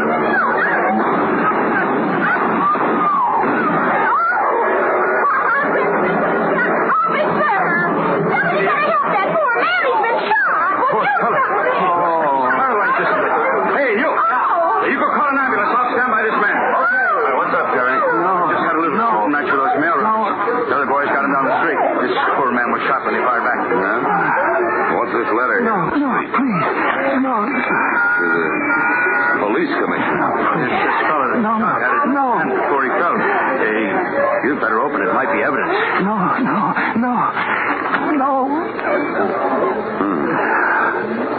You better put a guard on this fellow at the hospital, Gary. Right, sir. From the looks of this letter, he's going to stand trial for murder.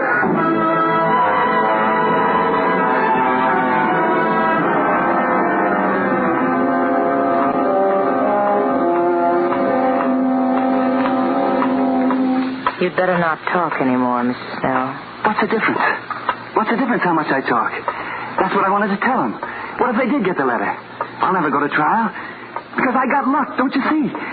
It comes once in 100 years. And I got it. I got that kind of luck. And when you got that kind of luck, you can't lose. You can't lose. You can't lose.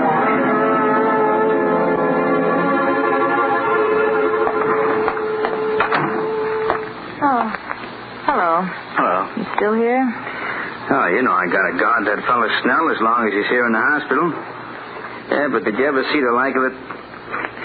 I don't suppose one man ever had so much luck in one day in the whole wide world.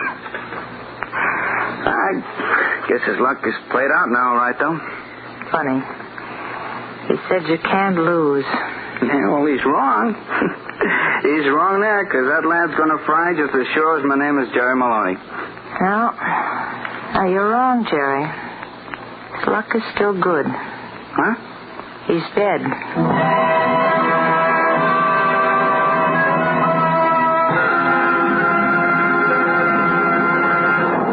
Suspense. Produced, edited, and directed by William Spear. Tonight you heard Mr. Dan Duryea as star of The Man Who Couldn't Lose. This was the third in a limited series which will present radio's outstanding theater of thrills, Suspense.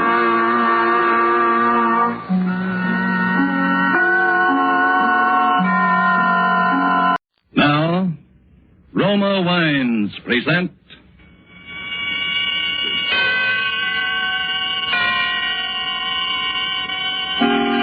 Suspense.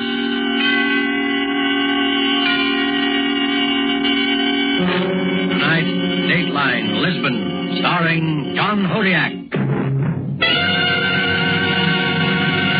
Suspense is presented for your enjoyment by Roma Wines. That's R-O-M-A, Roma Wines. Those excellent California wines that can add so much pleasantness to the way you live, to your happiness in entertaining guests, to your enjoyment of everyday meals. Yes, right now, a glassful would be very pleasant as Roma Wines bring you Suspense.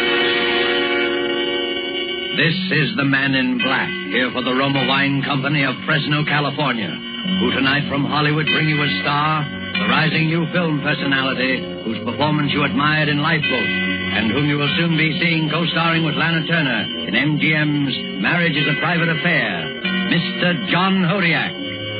For our suspense play this evening, we ask you to project time into the not-too-distant future. And so, with Dateline Lisbon and with the performance of John Hodiak as William Baldwin, we again hope to keep you in suspense.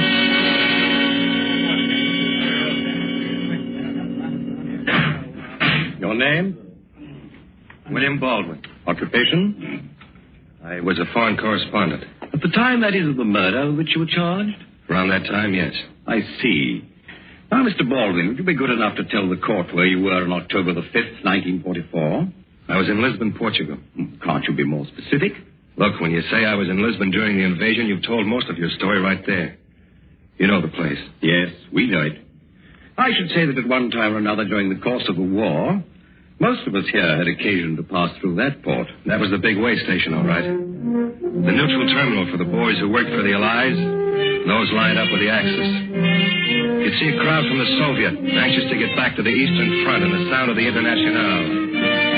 You'd see right behind them, maybe, a delegation of Nazis, glad to be away from any front and sick of the Horst Wessel song. The lads from London with their briefcases and striped trousers and ruled Britannia very clear in their ears. They were there, too. So were the guys from Warsaw. Their clothes getting a little threadbare, but the Polonaise sounding as fresh and strong as it did 4 years before. And the French, not the Vichy'ites, but the ones who might be at the very next table, the free ones, who never stopped hearing La Marseillaise. Brass hats, underground agents, refugees, and heels. That was Lisbon.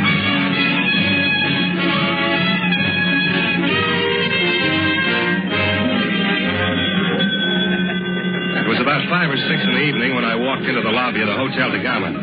You know the place, right in the center of town.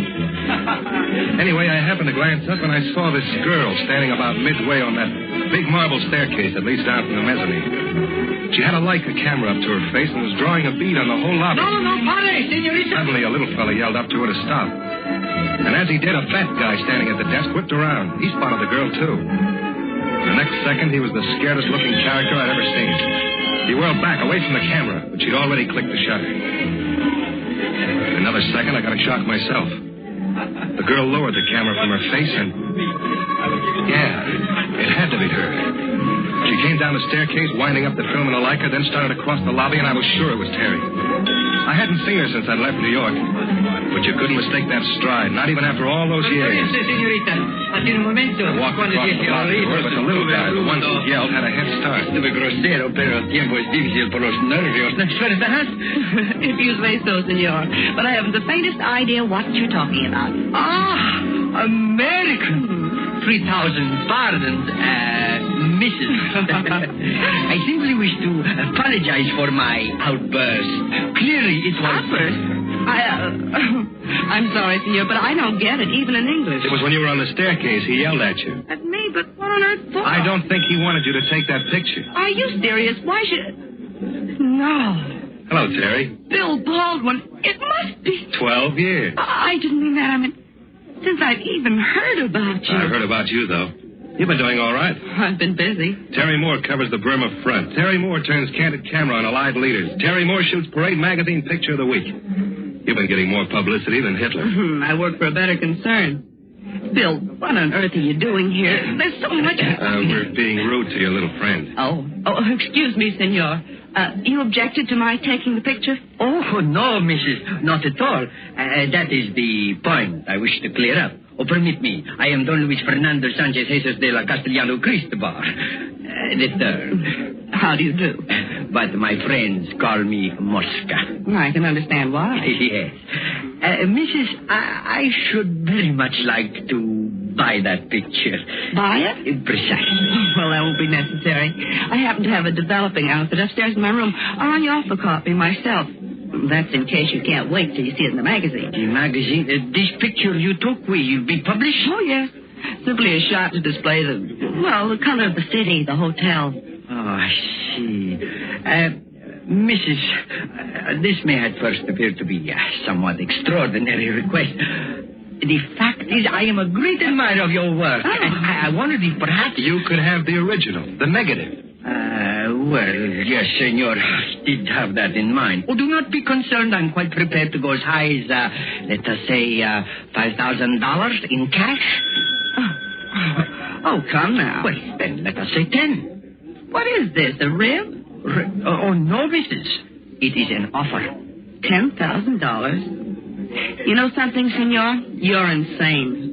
But I'm not, and I'll take it. Wait a second, Terry. I don't think I do that. Forgive me, but my proposition was the Mrs. only. Well, you could have put it more plainly. Now, listen, you don't think he wants to pay a silly price like that for just a good view of the lobby? He could get that on one of those penny postcards around here. I don't care what he wants it for. All I know... You don't care what he wants it for because you don't even know what's in it. For all you know, you've got the hottest picture of your whole career right in that camera of yours. Mrs., it is necessary that we complete the trade without any further discussion. $10,000 in exchange for the negative. That is correct. If you don't mind, senor, perhaps I had better think it over for a while. I'm afraid that will not be possible. The offer is good only now. Then, adios, senor. Well, let us trust you are making no mistake. Hasta la vista, Mrs. Buenas noches, senor. Well, was that stupid enough to suit you? $10,000 right down the drain. How'd you like to make 50? What? I said, how'd you like to make $50,000? There's another guy around here who'd go for that negative. A fat fella. He was standing over there by the desk, right in the center of your camera when you clicked the shutter. I never saw I any... did. And I saw him try to dodge. From where I was standing, it looked like a $50,000 dodge, too. Why, you rock. You were holding out for a bigger price, a bigger cut for you, I suppose. Do you believe that? Oh, I don't know. After all, I haven't much to go on, have I? 12 years is a long time. How do I know what you're like now? What you've become? I mentioned the fat man, Terry, because I think that picture's more important than you'll be willing to believe. Bill, listen to me. I want to know what happened to you. Your articles, your pieces about Europe, they just stopped. So did your letters. There's something you've got to understand, Terry. Your pardon, please. Senorita Moore? Yes, I'm Terry Moore. Yes, you are wanted at the front desk, please. Front desk? What for? I do not know, senorita. If you will follow me. Want me to hold your camera? Thanks, but I think I'll feel better taking care of it myself.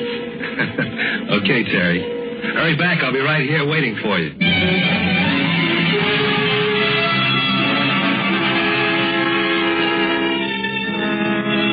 I'd been standing there about a minute, gentlemen, when I looked up and saw the fat guy. He stepped out of one of the lobby phone booths and headed for the cocktail lounge. I didn't want to lose track of him, so I followed. Pretty soon out came Terry. She had a funny look on her face. Okay, so you're right, and I hope you're satisfied. What happened? Get a better offer? Yes, my life. Your life? In return for leaving my camera on the third floor fire escape within the next 20 minutes, I shall be permitted to go on living. Otherwise... No, don't sit down. Who told you all that? I don't know. That's a silly remark you don't know. The call was waiting for me at the desk. It was somebody on the other end of the telephone. Oh. Excuse me. My friend. You at the table. Down there. And then this door. Gestatten Sie? Well, how did you learn to speak? Ja, jawohl. Mind if we join you? Bedauere, ich spreche kein Englisch. Sound like the voice on the telephone? How can I tell if he doesn't speak English? What did he say? He said he doesn't speak English. Oh. Wait a second. Excuse me, pal, but I'd like you to meet the young lady you talked to on the phone. She, Now, können Sie nicht sehen, dass ich beschäftigt bin? You better speak English. Every time she hears German, she goes to pieces. Creates a terrific scene. You will be good enough to leave me alone. I do not wish your company. Thank you. What about that, Terry? I'm pretty sure that's it. Good. Have a seat. Oh, that's all right. Don't get up here. I don't believe I caught your name. Look, if you do not leave at once, I shall call the manager. I'll be glad to do it for you. You know, my friend, now that I've got a good look at you, I can't help feeling I've seen you before somewhere. Yes, I was thinking the same thing. Idiot Fräulein, you are very much mistaken. Oh, not with photographs, I'm not. I've studied too many of them. And that's where I've seen you, in a photograph. Now, let me tell you something. You have never seen me before. That's my advice to you. Except that there's something different. The clothes, I think, the light color. Yes. You're right, Terry. The civilian clothes. I've got them spotted, too. And not in a photograph.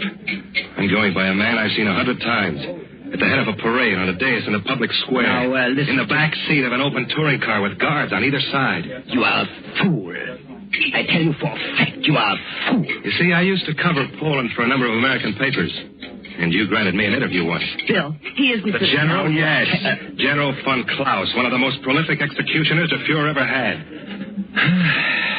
What stupid people you must be. Why did you not stop when I advised you? Don't you see? There's nothing I can do now except take the Fräulein's camera and kill the two of you. Look, I happen to have a gun, too, so you can put that thing away.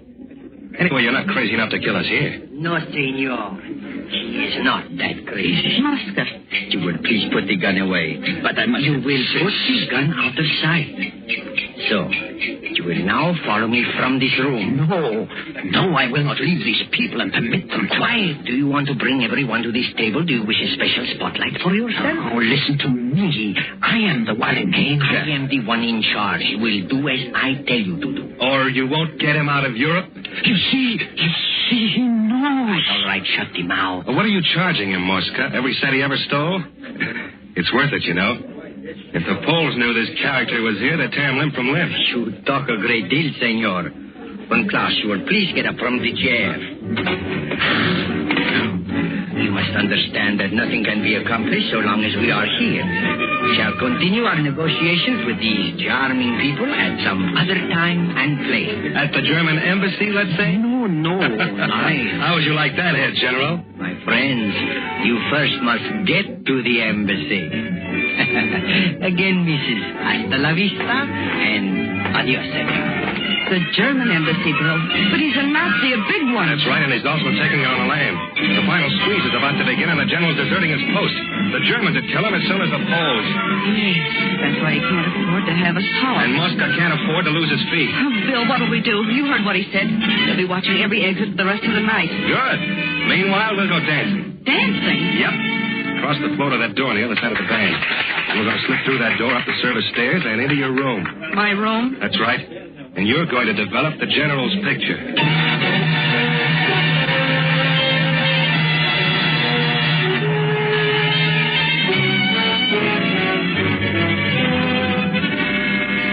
Tonight for Suspense, Roma Wines are bringing you as star Mr. John Hodiak, whom you have heard in the prologue to Dateline Lisbon by Harold Medford. Tonight's tale of suspense.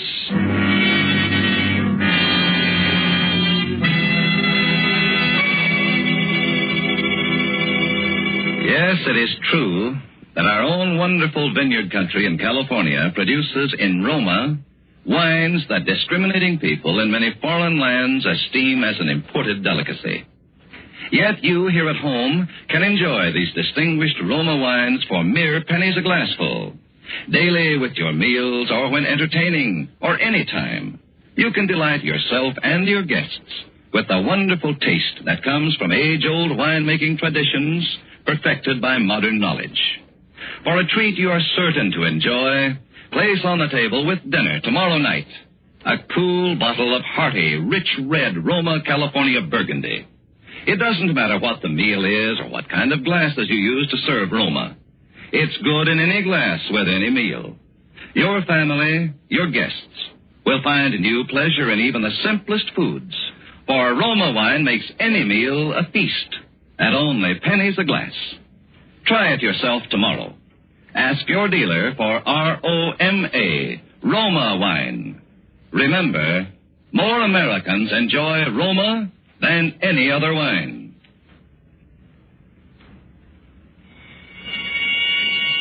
And now it is with pleasure that we bring back to our sound stage Mr. John Hodiak as William Baldwin, a man on trial before a jury of his peers in Dateline Lisbon, a tale well calculated to keep you in suspense.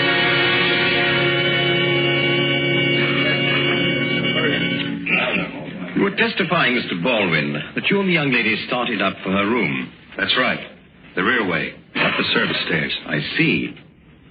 Mr. Baldwin, since you've already admitted the murder, are you sure there's a need for such detail? I wanted you to have your record straight. There isn't much more of it, though. Very well. And so you got the girl up to her room, eh? Yes. I remember very clearly.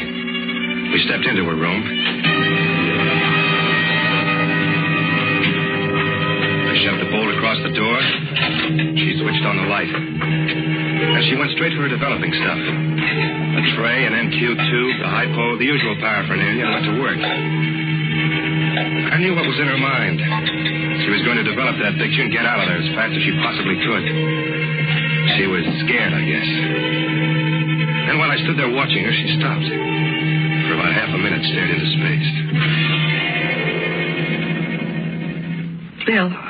What is it, Terry? You haven't said anything about going home, going back to America. You've been over here so long, Yeah. Say, you'll want those lights off when you start to develop that thing, won't you? Yes. Well, give me the signal when you're ready, huh? I think I'm ready now. Okay. Bill, there's something I've got... What's that? What's what? That noise then. Oh, I was just trying the door to be sure it was locked. Little jumpy, aren't you? I wouldn't be.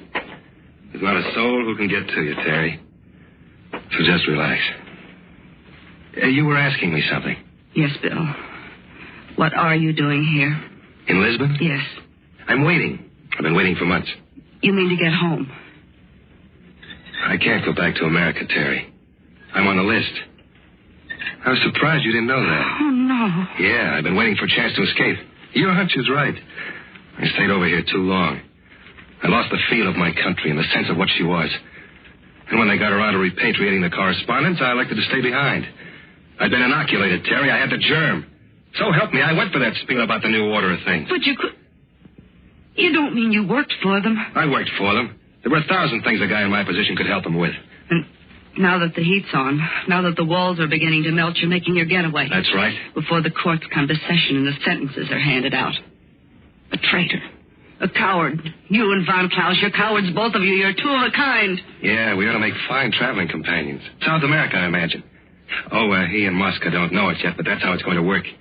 You see, the way I look at it, if Mosca can arrange an escape for Von Klaus, he can certainly arrange one for me. You got the money to pay for it, huh? No, but I've got the picture. Your picture.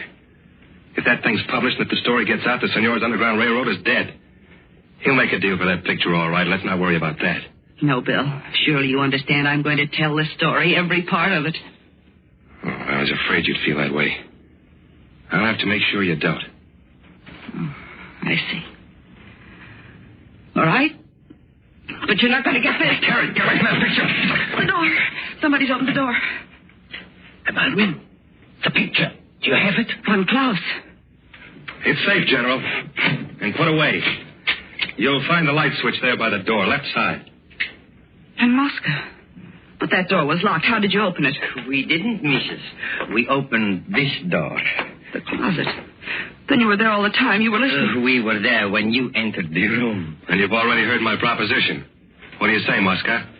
Is it a deal? But of course, senor, of course. And now, if you will turn over the photograph. Yes, senor? You get the photograph when I'm on my way with Von Klaus with the right kind of passport and tickets. And incidentally, how soon can you get me those? I'm in something of a rush. I understand, senor. Would tomorrow... Let's say tonight, in about 30 minutes in the lobby. Look, why the hesitation? It's very simple. I've got the photograph and I've got a gun. What'll it be? You must know the answer, senor. It is a deal. Okay. You can leave now. I've got some work to do. Very well. It shall be as you say, senor. 30 minutes from now in the lobby. Von Klaus? There is just one thing unsettled. Yes? The Fräulein. Now, for the sake of security of all, I must insist she be silenced at once. You don't have to insist. I'm taking care of it myself. Now, you understand, Herr Baldwin, in my present situation, I must be very sure of things. Yeah, sure. Meanwhile, I told you to clear out of here. Not till the Fräulein is silent. Don't be stupid. This isn't the time for that or the place either. We can't... No? Then why did you select this time, senor? And also select this place? Yeah. We heard you only a minute ago, preparing to shoot this girl. No. Then why do you delay, Herr Baldwin? Why do you not proceed? That gun again? Come on, General, put it away. For what reason? What does it matter whose weapon we use? And, why don't you make me put it away? He has no weapon. Bill. He has no weapon. I think you better make sure. Go on, he is covered. Your arm, senor. Hold them away, so. There's nothing there. And now I like to know, Herr Baldwin, how you expected to kill the Fräulein if you did not have a gun. Very simple. He did not expect to kill her. Nothing in that pocket. Then why did he say... Why? Because he heard the noise from the closet and he knew that we were here. You remember the moment, Mrs., he said he was trying the door? He knew we had guessed you would come to this room. He knew we were here to finish you both. He was playing for time. He was bluffing. And about the Nazis, about escaping. Lies, a stupid fable to hold us off. Is that not so, senor? Is not everything I say the truth, huh? You're an awfully little guy to talk so big. Oh, I can afford to talk big, senor. I am sure now that you have no gun. You are, huh? What's happened? What are you doing? Turn loose of him, Baldwin. I'll fire. Just face Von Klaus. There. You see, right in his hand. There's my gun, senor. Hey, General, go on and fire. No, wait. Go on. And the way I'm lined up now, your bullet will go straight through Mosca first. Stop moving, Mosca. He will seize the gun. He will... Oh, no. Now listen to me. Listen, I'll say to you now, Baldwin. If you do not release him in exactly 5 minutes, I shall shoot the Fräulein dead. Go on. And meanwhile, I'll work on Mosca. It'll take not quite more than 5 minutes to strangle him, and you'll have plenty of time to fire. But the chances are great you'll hit him. And he's your only means of escape. Take your hands from his throat. You're one single lifeline, Von Klaus. He's the only guy who knows the ropes and his time is running out. Now, wait, listen. We can make some arrangement. All right, Von Klaus. Put your gun on the table. We'll go on from there. No, the gun, no. Your life's going fast, Von Klaus. The one man who can save your neck's getting pretty limp. Put your gun on the table. Whatever else you listen, money, what is it, your prize? How much? Oh, my God, stop. There. It's on the table now. Let him go, Baldwin. Please, let him go. Carry the gun. Yes. Here, Bill. Here it is. Thanks. He'll be okay in a minute. But the gun, what are you? Never mind that. Just tell me your full name. I do not understand what... Answer the question. What's your full name? Maximilian Reinhard von Klaus. Occupation? What do you know? Occupation, I said. What's your occupation? I was divisional commander of police for the district of Warsaw in Poland. At the time, that is, of the slaughter. The slaughter? The mass executions of May 9th in the year 1940. When your men at your order went into the homes of those who weren't cooperative enough and machine-gunned the women and children. What is this? You're standing trial for murder. Standing trial for... You are mad. There can be no trial. There's no judge. I'm the judge, von Klaus, and those two the jury, Terry Moore and Mosca. But our arrangements, you said if I put the gun on the turned table... loose of your little pal. Well, I did. That was our only arrangement. And now I want to know how you plead, guilty or not guilty, for the execution of those families. Those families? How would I know those families? You wouldn't know, but I would. That's been my business all these years. Gathering the names of victims. Keeping records on murderers like you. Baldwin, wait. Give me a chance. Chance? Those Poles didn't even have a trial. You had them shot in cold blood without even passing sentence. But you're getting all of that, von Klaus. You're really getting the works. But you must understand, those measures are... Look, I will show you. It's a matter of administration. Did you or did you not have those people killed? I'm trying to explain to you. It was military expediency, the entire procedure. It's part of the war. It had to be done, I'll tell you. In other words, you did. Yes, but... That's all I wanted to hear. Your verdict, Terry, what is it? I say the man is guilty. Mosca's not able to vote right now, so I'll have to do it for him. And I say you're guilty, von Klaus. So for the crime of multiple murder, I sentence you to death. No. And may God have mercy on your soul.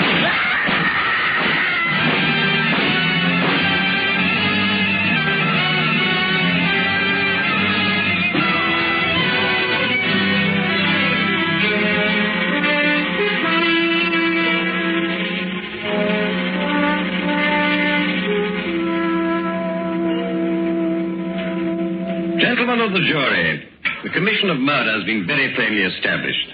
So in the case of the World Democracies versus the defendant William Baldwin, what will your verdict be? Your Honor, we find the defendant guilty. And direct that he be freed at once to receive the court's commendation. Thank you, gentlemen. In view of the somewhat irregular circumstances, we see no reason to dissent. There is, however, a question. We know, of course, that this Mosca has been in prison since the collapse of the Axis powers. But that picture, Mr. Baldwin, Terry Moore's photograph of von Klaus, whatever became of that? Oh, well, ever since we've been married, it's the one thing I don't dare mention. She's pretty touchy about it. Yes? But you did develop it finally. Oh, sure, and it was, well, sir, the thing was just a blur.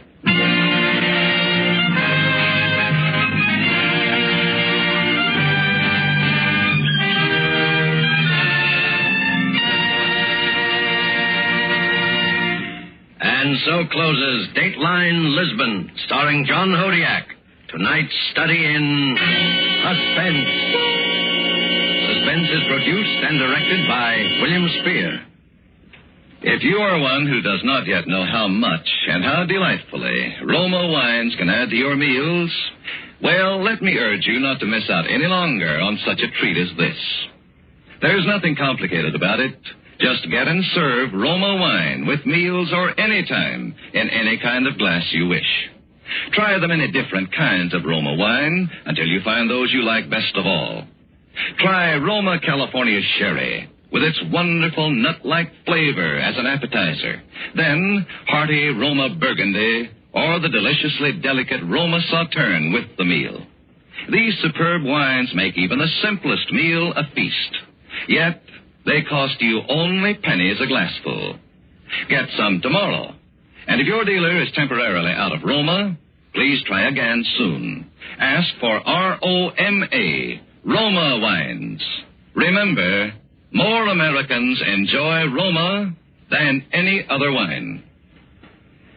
Our government wishes us to pass along to you an important reminder. Winter is just around the corner, a winter in which every kind of fuel for home heating will be extremely scarce. It is to your essential interest to ensure fuel savings right now.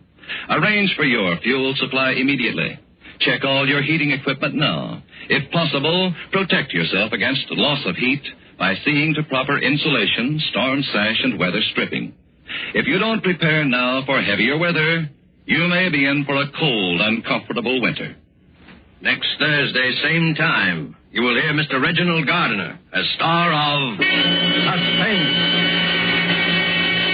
presented by Roma Wines, R-O-M-A. Made in California for enjoyment throughout the world.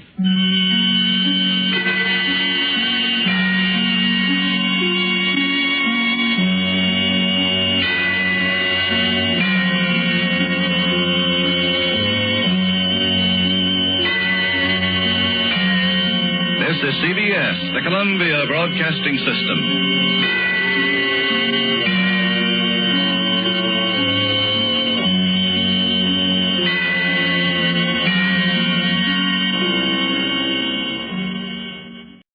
Now, Roma Wines present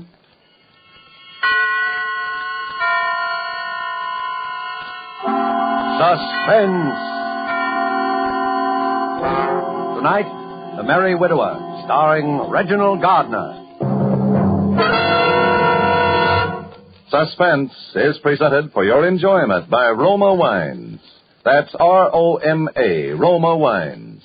Those excellent California wines that can add so much pleasantness to the way you live, to your happiness in entertaining guests, to your enjoyment of everyday meals. Yes, right now a glassful would be very pleasant as Roma Wines bring you Suspense. This is the Man in Black, here for the Roma Wine Company of Fresno, California, who tonight from Hollywood brings you as star Mr. Reginald Gardner, and a suspense play in grim three-quarter time.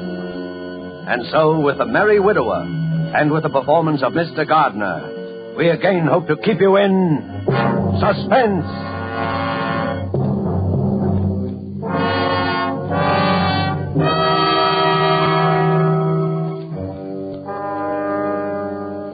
While we're swaying to the playing of the dance, Oh, George! eyes will listen George as Muncie, we... if you don't listen to me... My good woman, pray, what is the meaning of this intrusion? What? Oh, hello, Ethel. I say, who do you think you're calling my good woman? For a moment, I didn't know who it was, that's all. You didn't know who it was?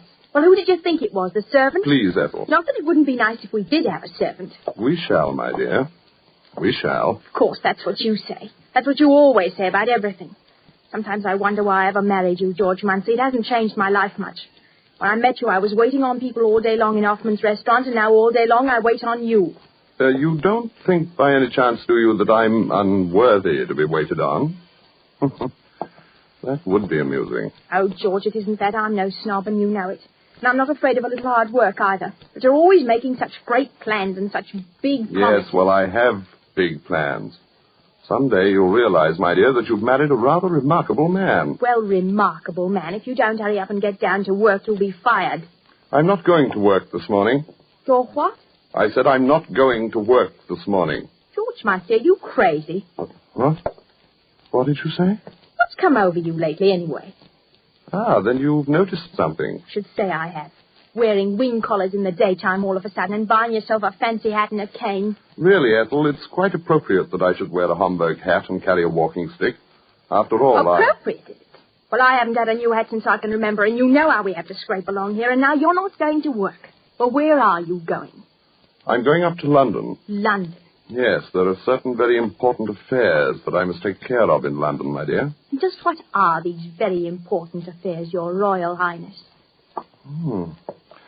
Why did you call me that? Because you act so high and mighty sometimes. Oh, George, why can't you be a little more practical? My dear, has it ever occurred to you that I might be different from other men? Oh, George, you are. I know you are. In most ways, you're the most wonderful husband a girl could ever have. But really... Yes, perhaps it's time. Yeah, I think it is. Time that I took you into my confidence. Well, perhaps it's time I took you into mine. There's just 10 shillings, sixpence in the house to buy groceries for the rest of the month. Please, Ethel, don't be sordid. Sordid? Well, if you think 3 meals a day is so sordid, all of Shut up! George. You're not fit to share my confidence. You're not fit to share my confidence or my station. George! George! George! George!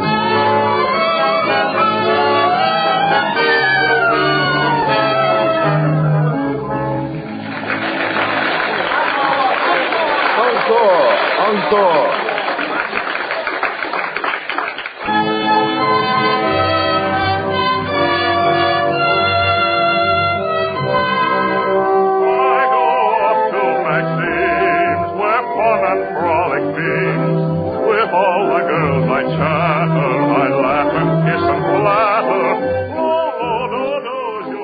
I've seen it now for the 12th time within as many weeks.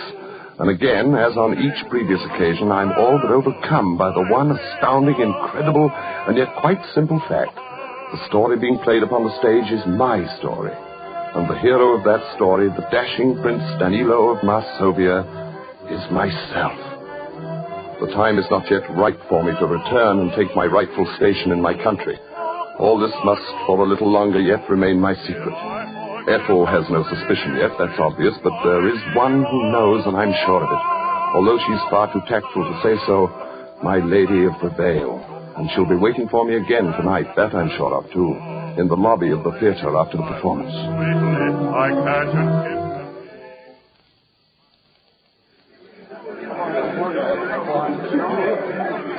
Ah, fair lady. It's you again. My, this is a coincidence. No. I'd set my heart on meeting you again. May I walk a little way with you, fair lady? If you like. Shall we go through the park? If you like. Till we meet again. You must be almost as fond of the play as I am. Fond of it?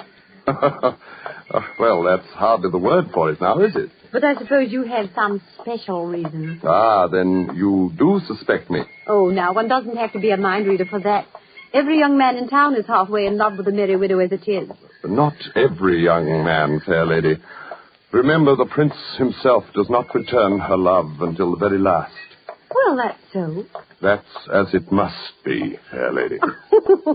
If you don't stop calling me fair lady, I shall have to start calling you Prince Charming. Shall we sit here?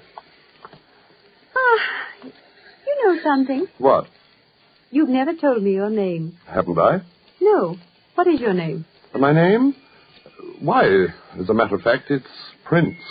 Prince? And what's your first name? My first name? Yes. Daniel. Daniel Prince. Well, that's rather like the name in the play. Daniel Prince, Prince Danilo. It is rather like, isn't it? Yes, it is. Well, don't you want to know my name? Oh, I know it. It's Sonia. No, it's Hilda. Hilda Calamere. Oh. Well, I must say you're not very curious. Don't you want to know anything more about me? Whether I'm married Why, you're a widow. Why, so I am. However did you know? Lift your veil, fair lady, and let me see your face. Well, since my bereavement, I may seem a little older than you. Even a few years older. It's not one's age that matters, but who one is. Oh, that is so true. Daniel, are you married? Married? No. Well, I don't see why you act so skittish about it. But I suppose you're like all the rest. You've a guilty conscience. No, I have not. Some liaison with a pretty barmaid, like the prince in the play. That's it, isn't it, Mr. Prince? Yes, there is a little liaison, yes. And now you're tired of her, and you're wondering how to break it off. Is that it? Yes. My poor Prince Charming. Miss Calamere, if you could help me, No, Daniel. That's something you must do for yourself. But I can tell you this. It's best to be strong about it. Break it straight off, open and above board, like a true gentleman. Isn't it now? Yes, of course.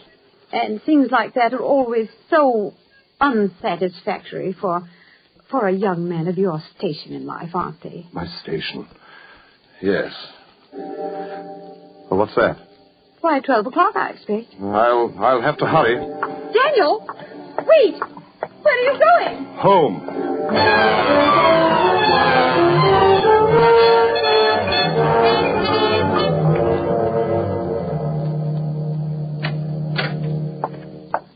George? Is that you, George? Yes, my dear. Oh, I must have fallen asleep waiting for you. What time is it? A little after 1, I think. After 1? Where in the world have you been all this time? I told you this morning that I had certain very important matters to attend to in London. And what are these important matters, may I ask, that keep you out until 1 o'clock in the morning? Ethel, tell me, do you believe in morganatic marriages? In what? Morganatic marriages. Whatever's that? When a person of royal blood marries someone beneath his station. Oh, I never thought about it. I don't see what's wrong with it if they're both in love. Why in the world do you ask me a question like that? I just wanted to know what you thought. You are an odd one. I still don't. Please, Ethel, I'm very tired. I think we should get to bed. All right. I don't want to quarrel with you tonight of all nights. George. Yes? I did an awfully foolish thing today. What? I spent all our money, or most of it. Here, look what I got. What's that? A little box. It's for cigarettes or hairpins or whatever you like. But when you open it, it plays that tune you like so much. See?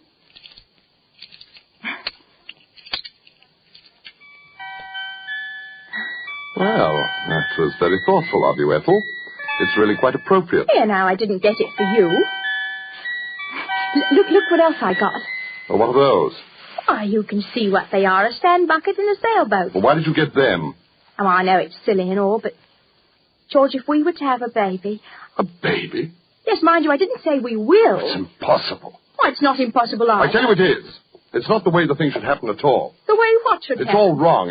It's not fitting to my station. It can't happen. Oh, it can't? Well, if I want to have a baby, it's little enough I get out of life. Ethel! George, I thought you'd be happy if you thought that... Well... Of course, my dear, of course, yes. The idea just came as something of a surprise, that's all. Then you mean... Well, let's talk about it in the morning, my dear. I think now I shall take a bath. A bath at this time of night? Good for the nerves, you know. Relaxing. Well, do hurry then. Shan't be long. George! I can't hear you. Oh, it's no great matter. What is it? Why don't you come in here and talk to me? Well, all right. George, don't you think a baby would like this music box? It is rather sweet. Oh, I thought you were going to take a bath. I've changed my mind. George, what are you doing? Look out! I'm falling out!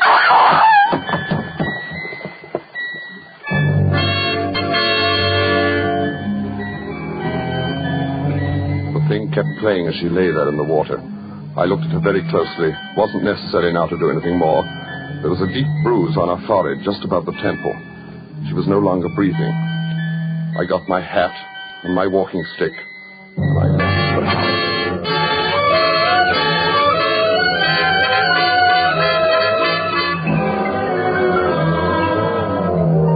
Tonight for Suspense, Roma Wines are bringing you The Merry Widower by Robert L. Richards, based on Roy Vickers' short story, The Rubber Trumpet.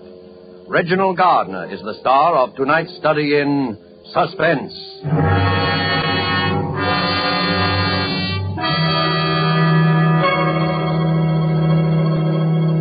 In many foreign lands, wine connoisseurs could propose this toast. California has given us this superb wine, so delicate, so excellent in taste and bouquet, that we import it. It is famous Roma California wine. Yes, that is true. For in Roma wines you will find the uniform qualities which make a wine truly magnificent. More Americans enjoy Roma than any other wine, for greater enjoyment of meals, for delighting their guests. These delicious Roma wines are the result of California's perfect soil and climate, plus a combination of old-world winemaking skill and modern knowledge that mean constant quality. Yet they cost you only pennies a glass. Tomorrow, before dinner, serve an appetizing glass of cool, amber gold Roma California sherry. Then, with the meal, serve cool glasses of hearty Roma Burgundy. Ah, there is a real treat indeed. No matter what the meal or what glasses you use, the result is the same. New compliment-rousing enjoyment of the meal. New pleasure from even the simplest foods. Try this easy, inexpensive way to better living tomorrow. Just ask your dealer for R-O-M-A, Roma wine. If your dealer is out of Roma, please try again soon. Remember, more Americans enjoy Roma than any other wine. And now it is with pleasure that we bring back to our soundstage Mr. Reginald Gardner in The Merry Widower, a tale well calculated to keep you in suspense. Shall I tell you more? Yes, I believe I shall. You've been very attentive, and it pleases us to have you share our confidence. Very well, then. At the performance that evening, the lovely widow and I sealed our betrothal.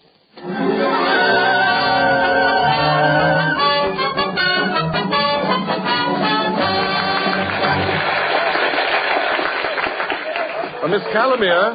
Why, it's my Prince Charming. Miss Calamere, may we have our walk again, please? Why, of course. Really, I hardly expected to see you at all this evening. You know, you were rather a naughty boy to leave me so suddenly last night without a word or anything. Yes, I suppose I was, but... You were going home, you said. Yes, to my lodgings. Oh, of course. Tell me, did you enjoy the performance tonight? I didn't see it. I don't want ever to see it or hear it again. Oh. Daniel, do you have something to tell me? Yes. Is it about her? Yes. Did you do as I told you? Yes. It's finished. My poor dear boy. And that's why you don't want to hear the music anymore. Because it reminds you of things you'd rather forget. Yes. That was very good of you, Daniel. And very brave. I hope it wasn't necessary to hurt her too much. No. It didn't hurt her very much. And what are your plans I come to you, Miss Calamere. I come to you. Daniel, you mean... You're the only person in the world who understands me, Miss Calamere. Oh, my Prince Charming. It's like a dream, like the play that brought us together. We are the play now. Until death do us part. Yes, until death do us part.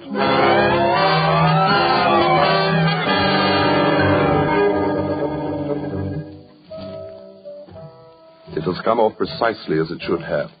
I've married the lovely widow, and we shall live happily ever after. She has a fine home and her own income, and it's very fine, and she's very good to me, and very tactful, too. She never refers to my true identity or to the impostor who continues nightly to play out my life upon the stage. At her suggestion, I've taken a position in a London chemist shop for my self-respect, she says, but of course she means the better to disguise my true name and station until the time comes. Now, each morning she walks down with me as I go to work. Now, Daniel, be sure and stop at the Hatters on your way home and pick up your new Hamburg. I've ordered especially for you. Yes, my dear. I'm sure it'll be very becoming. And, now let me see. Oh, yes, this is the day you're paid, isn't it? Yes, so it is. You know, I've been thinking you should have your own bank account. What would you say to that? Whatever you think best, my dear. Very well. But bring the money home as usual, and I'll arrange it all for you tomorrow. Yes, my dear. Well, here we are. Mind you come right home after work, and don't be late. We're having something very special for dinner this evening. I shall, my dear. Goodbye. Goodbye, Daniel. Oh, so there you are. Good morning, Mr. Arrowsmith. You're late again, Prince. I'm sorry, Mr. Arrowsmith. Well, being sorry isn't enough. This is the second time this summer. See if it don't happen again. Yes, Mr. Arrowsmith. Now, get them fancy togs off and into your work coat with you and behind that counter. Yes, sir. Here's something new I want you to pay attention to today. It's a novelty I want you to try out, see? I'm putting it in your counter. Oh, very good, Mr. Arrowsmith. You have to demonstrate it, so look sharp here. Yes, sir. It's a cigarette box. When you open it, it plays a tune like this.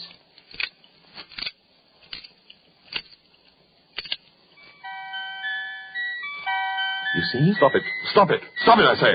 What? I'm sorry, sir. But you see, I'm quite allergic to music. Oh, you are you? Well, mind you don't talk to me in that tone of voice, or you're liable to find that I'm allergic to keeping you on here. Understand? Yes, sir. And here's your pay. The 6pence dock for that glass you broke Saturday. Thank you, sir. And mind you give some attention to trying to sell that music box. Allergic or not allergic? Yes, sir. Oh, hello, Prince. I was all a row with the old man. Oh, nothing at all. Just a minor difference of opinion and a matter of policy, that's all. Matter of policy, eh? Oh, here, what's this? Don't touch it. What's wrong? Has it got a snake in it or what? It's a very delicate piece of mechanism. Well, let's see. Oh, I say. Give it to me. Well, you are edgy. Oh, you look as though you'd seen a ghost. A ghost? At the lunch hour, I took the wretched thing out to the back of the store. I smashed it to bits and threw it into the rubbish bin. It had been priced at 7 and 6. And I rang it up on the cash register. I say, Prince. Yes, sir? Where's that music box? I sold it, sir. You did, eh? Well, that's jolly good. Nice to have you show a bit of initiative for a change. Thank you, sir. Here you are. Here's another one. What? Salesman talked me into buying 3 dozen of them. Thought for a while I'd be stuck with them, but I guess that's going to be you that's stuck with them. Eh, Prince? That's it. Now it's you that's stuck with them. 3 dozen. Yes, sir. I'll get rid of them, I'm sure. Well, come on, Prince. Let's go to a spot of lunch together. No, I'm going home to lunch today. I must get something very important.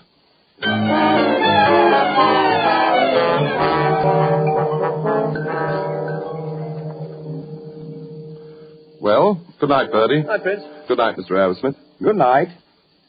Oh, Prince. Yes, sir?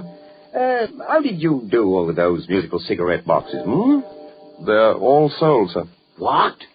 All 3 dozen? Yes, sir. You see, a gentleman came in and said he wanted them for an orphanage, sir. 3 dozen musical... Well, that's a nice traveling bag you have there. Genuine alligator. Pretty expensive, eh? Yes, sir, it is. It's my wife's. 3 dozen musical cigarette boxes for an orphanage. Why, the fellow must have been insane. Oh, no, he was quite sane, sir. As sane as you or me. Well, good night, Prince. Good night, sir.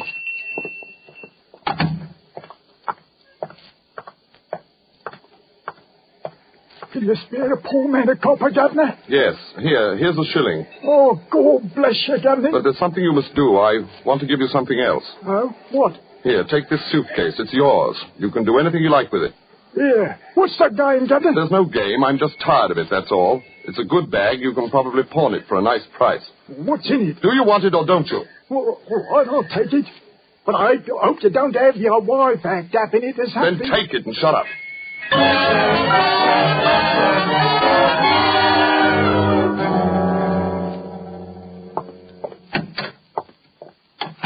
Is that you, Daniel?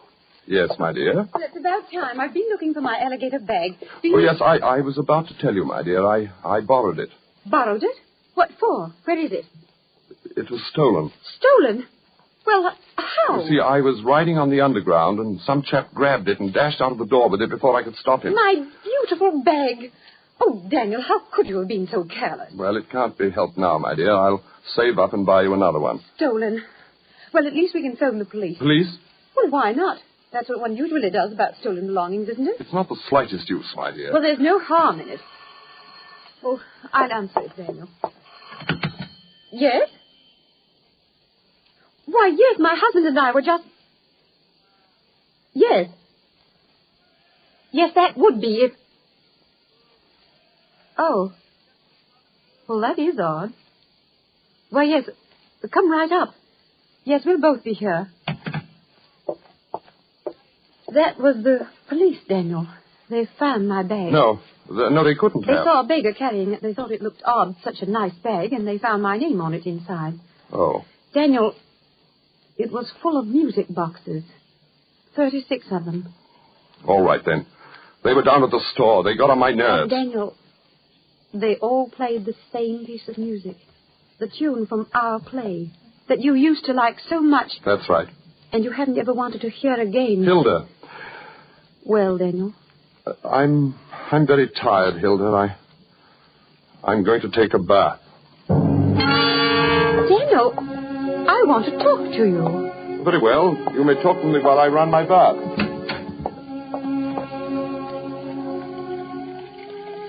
Daniel, something's happened. You're different. I'm no different. Well, why do you hate that piece of music so much? Enough to do such a crazy thing. Well, what?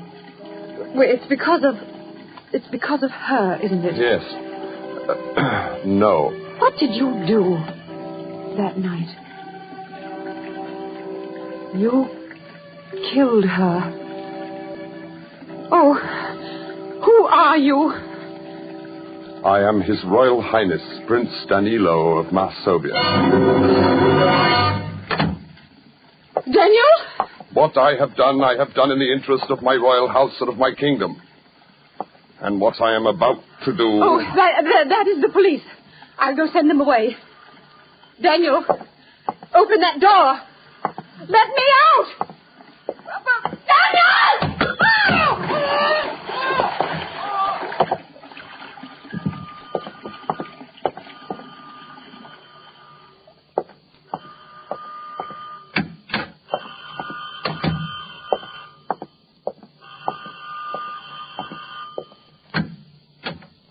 What do you want?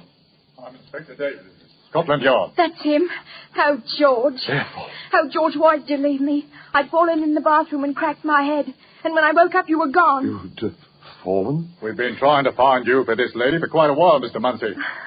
All we had to go on was your taste in music. George. And when this bag showed up with the music boxes in it... by the way, is this your other wife's bag? Oh, George, there was someone else. Ah, so you don't want to answer, eh? Well, you better call the other lady down here, Mr. Munsey. It looks as though you'd have to answer to a charge of bigamy, my lad. Bigamy. Bigamy. Bigamy!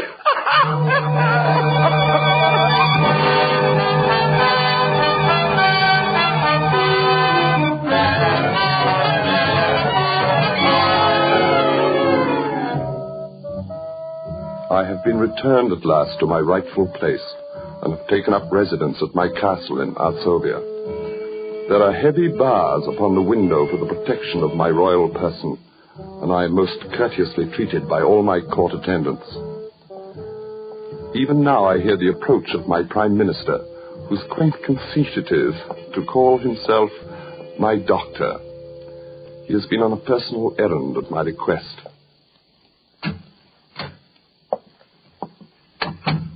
Did you get it? Did you bring us what we asked? Yes. I managed to find one. Here it is. Ah, yes. That is it.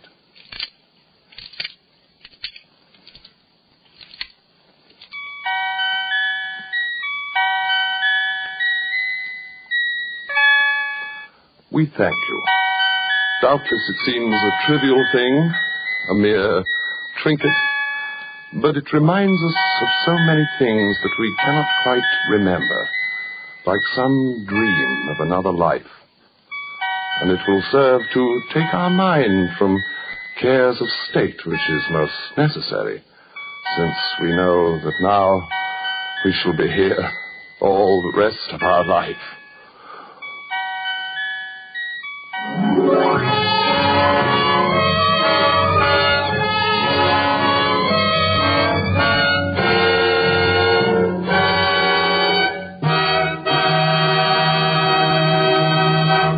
And so closes The Merry Widower, starring Mr. Reginald Gardner. Tonight's study in Suspense. Suspense is produced and directed by William Spear. Yes, Roma wine makes any meal taste better. That's the proven experience of those who have discovered the flavor complementing magic of these delightful yet inexpensive wines. For a new thrill at mealtime, whatever it be, fish, meat, or poultry, simply place a cool bottle of your favorite Roma wine on the table with the meal. Serve it in any kind of glass. Once you taste the addition these delightful wines bring to the zest and savoriness of even the simplest dishes, you'll wonder why you've ever done without Roma wines. Remember, it costs you only pennies a glass to add the extra pleasure of Roma wines to your daily meals. Tomorrow, ask your dealer for ROMA, Roma wines. Try them, and you'll know why more Americans enjoy a Roma than any other wine. Reginald Gardner appeared through the courtesy of 20th Century Fox, producers of the Darrell F. Zanuck Technicolor production Wilson. Next Thursday, same time, you will hear Miss Lucille Ball as star of Suspense. Presented by Roma Wines, ROMA, made in California for enjoyment throughout the world. This is CBS, the Columbia Broadcasting System.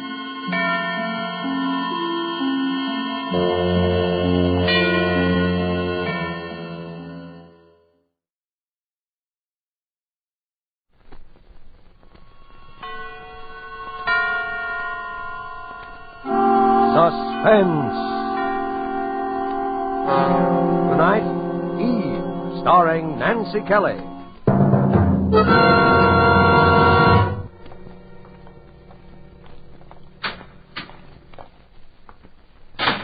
Right over there, Miss Jeremy, second booth. Thank you. You got 5 minutes. Hello, Angel. Oh, Frank. Yeah, there, Angel. Take it easy. We don't have much time. Oh, but to have to talk to you like this through an iron screen. Not even to be able to touch you. That's the way it is, Angel, when a guy's been... Frank, I know you didn't do it. I know you didn't. Of course I didn't, Angel, but just one of those things, circumstantial evidence. Oh, but there must be something. I was pretty optimistic during the trial because I knew I didn't do it, I guess, but now that I look back on it, they had enough coincidence pieced together to convict a dozen innocent men. Frank. Oh, Frank, how can you be so calm? How can you... There's one thing I want you to know. I want to be sure you didn't believe any of that gossip about my running around with her. Oh, of course I She was didn't. a star. I was a producer. I needed her for my next picture. Lorna Moore was a big name in pictures, but you knew I'd been seeing her. I even told you how I'd quarreled with her. Oh, Frank, I know. Frank, how much more time is there? 2 or 3 more minutes. No, I mean... Oh. November the 16th. 6 weeks. Yeah. Frank, I'm going to do something. What can you do, Angel? Don't you realize there's a murderer running around loose?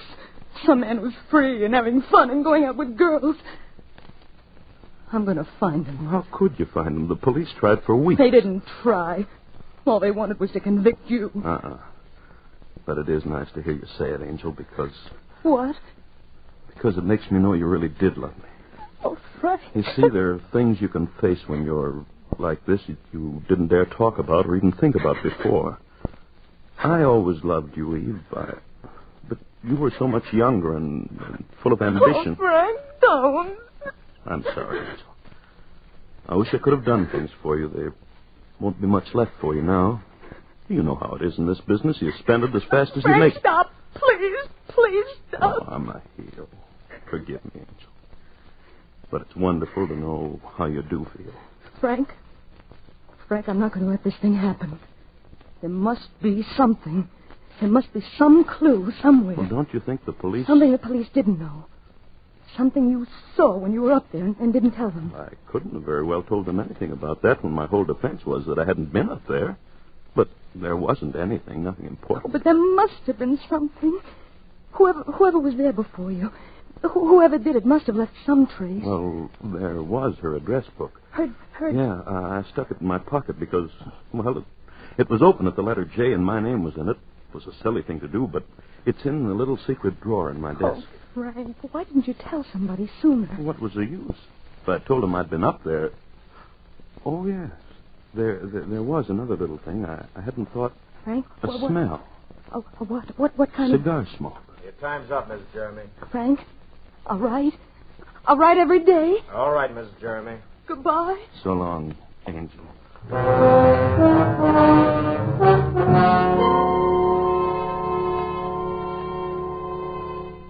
October 5th. Frank, darling, I found the little address book where you said it was. It's not much to go on. There are hundreds of names. But under the J's, there are only 3 others besides yours. I'm going after them one at a time. Tomorrow I'm going down to see Lieutenant Trout of the Homicide Bureau. He always seemed to me one of the few who tried to be fair. And I might need help. Oh, darling, I know it isn't much, but you must keep on hoping. Something will happen, if only because I love you so desperately.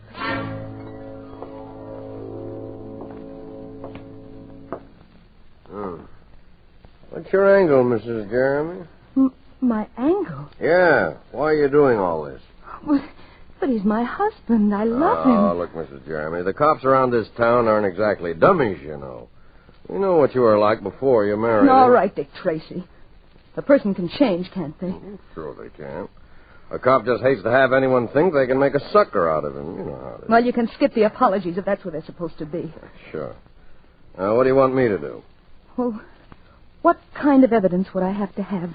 How specific would it What, have... to upset a first-degree murder rap? Well, something in writing. That's not so easy. Have you got a suspect in mind? Some particular person? No, not yet. But you might have. Well, there's one other thing. It's an old trick, but it's still good. What's that? Did you ever see one of these things? No, I don't think so. Here, talk into this little gadget here. Well, what'll I say? Oh, anything. Just talk. Lieutenant Trout is one of the most chivalrous gentlemen I've ever met. You're quite a realist, aren't you? Here, now listen. Lieutenant Trout is one of the most chivalrous gentlemen I've ever met. See? A dictaphone. Yeah. Think it might come in handy?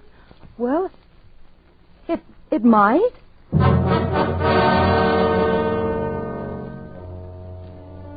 October 7th. Darling, Trout has installed a dictaphone in my new apartment. It's only a room, really. And, of course, I've changed my name to Evelyn Jarvis and my appearance. I don't think that even you, my darling, would recognize me now. The phone numbers are a dead end so far. The first was a dressmaker, and the next a man who's definitely been in the South Pacific for over a year. But there's one more, a Jerry Jordan. I'm going to call him this afternoon. Oh, my darling, I miss you. I miss you so terribly.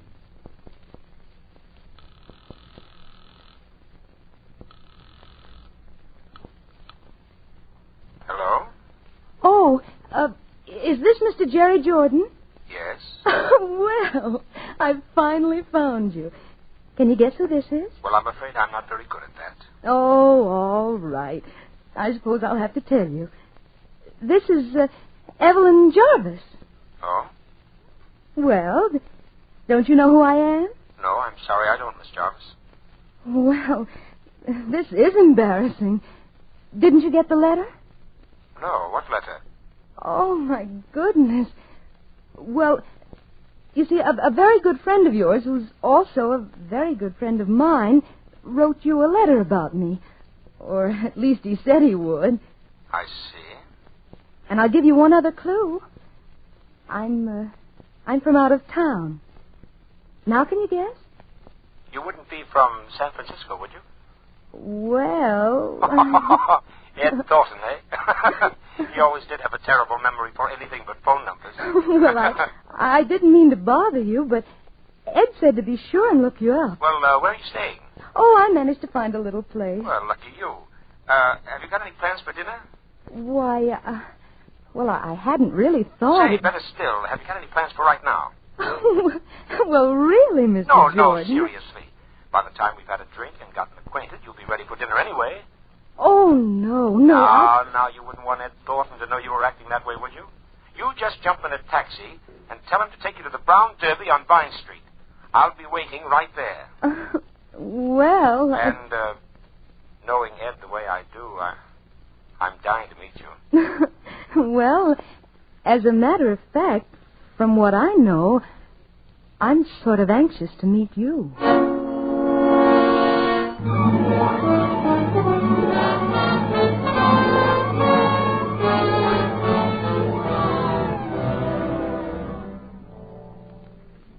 Darling, just a quick P.S.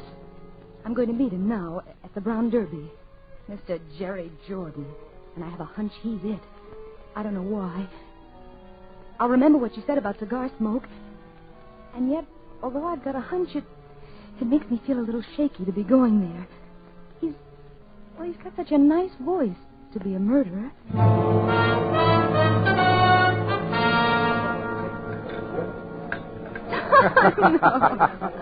So that's what he says about me, eh? He's a fine pal. I'll say one thing for Ed. He may be an awful liar, but he sure has swell taste. Well, which proves he's no liar. But tell me, Jerry, is this the Brown Derby? I mean the one you hear about? This is it. Well, are there any people, famous people here now? Well, it's a little early, but... Well, I've always thought it was awfully silly, really, to be impressed by movie stars. Still, Hollywood must be sort of an exciting town to live in. I mean, from some of the things I hear that go on. That's mostly newspaper talk. Hollywood's just like any other town. They have their regular quota of divorces and fistfights. Oh, and murders. Oh. You mean that Lorna Moore business? Well, I read something about it. Yes, that was a genuine tragedy, all right. I don't suppose you knew her. Well, as a matter of fact, Lorna was one of the few celebrities I did know. Oh, really? What was she like? Well, Lorna was a long ways from being the sweet little thing she seemed to be on the screen. Oh, but murder would... Yes, I suppose nothing really excuses that. Well, anyway, they got the man who did it. Frank Jeremy? Yes, I guess they did. You mean you don't think that... Oh, the case looked good enough. You can't always tell about those things, though. Any number of people might have done it. I'm afraid little Lorna's life was kind of a mess. Well, Jerry, were you... Mixed up with Lorna? No. But didn't the police... I mean, I should think with a woman like that, all of her friends... They nabbed Jeremy so quick they didn't even question anyone else. Anyway, I was out of town when it happened. Oh. Jerry, may I have a cigarette? I'm sorry. I don't use them. I'll get you some, however. I only smoke cigars. What did you say? I said I only smoke cigars.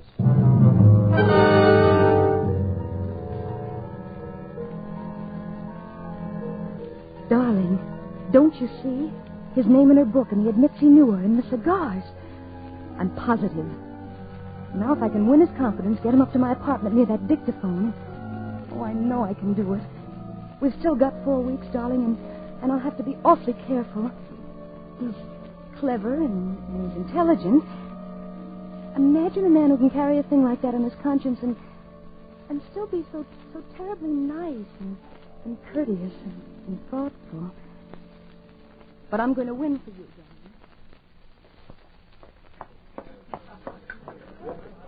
Hello, Jerry. Hello. You been waiting long? Not very. Jerry, is something the matter? I don't know, darling. Look, why do we always have to meet here? Why can't I pick you up at your place? I don't even know where it is. Sometimes it's almost as though you were, keeping some sort of a secret from me. Oh, isn't it a woman's privilege to have secrets? Don't talk like that, darling. Oh, Jerry, you must know by now I couldn't have any secrets from you. Oh, I'm a fine one to talk, I guess. The fact is, I've been holding out on you, darling. I don't live in that hotel. I live in a place out in Beverly Hills with about 30 rooms and a swimming pool a block long. I've got more money than I know what to do with. Oh? Oh, darling, I feel like a dog about it now, but I didn't want you to know at first. Oh, until you were sure I didn't care about money. Is that it? Yes. Try to forgive me, will you? Oh, my poor darling. Will you? Of course I will. I do. And Jerry? Yes? About those secrets of mine.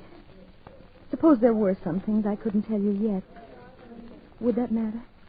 Not if I was sure you would tell me someday. Jerry, I promise you that someday I will tell you.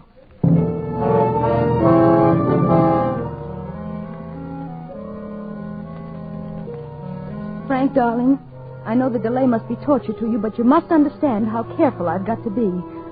I've got to have the positive, living truth on that dictaphone.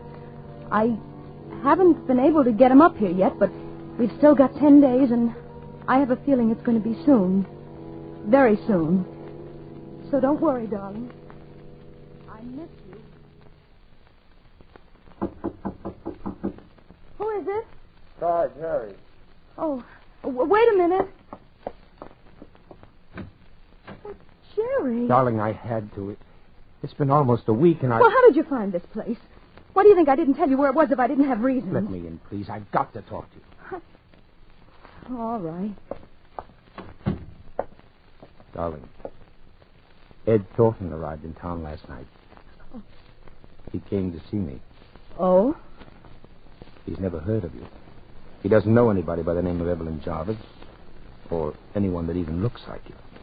Is that what you came up here to tell me? Darling, I don't care what it is. Only please. Jerry. Oh, darling. I want you so much. Oh, Jerry, my darling. I want you to go away with me tonight. I want you to marry me. You what? I want you to marry me. But first... Oh, my darling, I've waited so long. There's something I got to tell you. No, Jerry, don't. I've got to. And then you can tell me whatever it is, and we can start even. If you still want to. Jerry, do either of us have to tell anything? Does that matter now? I've got to, Evelyn. I can't keep it any longer. Not the way I feel about you. Jerry. I've killed someone. I'm a murderer. Who? Lorna Moore. And another man is going to die for it. Jerry. Oh, no, my Jerry. Listen to me. It doesn't matter. I don't care what you've done. Jerry, I love you. Do you know that? I love you. Can you still? I've loved you from the beginning. It didn't matter then, and it doesn't matter now. Darling, what do you mean it didn't matter then? Did you? Yes, I knew. Do you know who I am? Who? I'm Eve Jeremy, the wife of the man who's going to die for it. His wife? Yes. Now you know. And you're willing to let him die? Oh, he deserves to die for the things he's done. He'd have probably killed her anyway if you hadn't. He was seeing her. He was a beast, Jerry.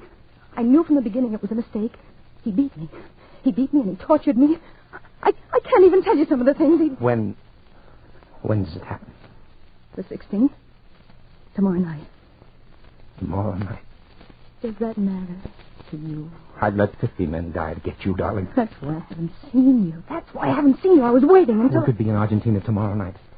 I'll pack. I can get plane tickets tonight from a friend. I don't have to change, do I? Oh, you look lovely. I'll just throw a couple of things in a bag. Nobody will know about this place anyway. Make it quick, though. And it's a perfectly logical time for me to go away for a while. Hurry, baby, hurry. I'm all ready now. How do I look? Oh, you look beautiful, darling. Oh, wait. What?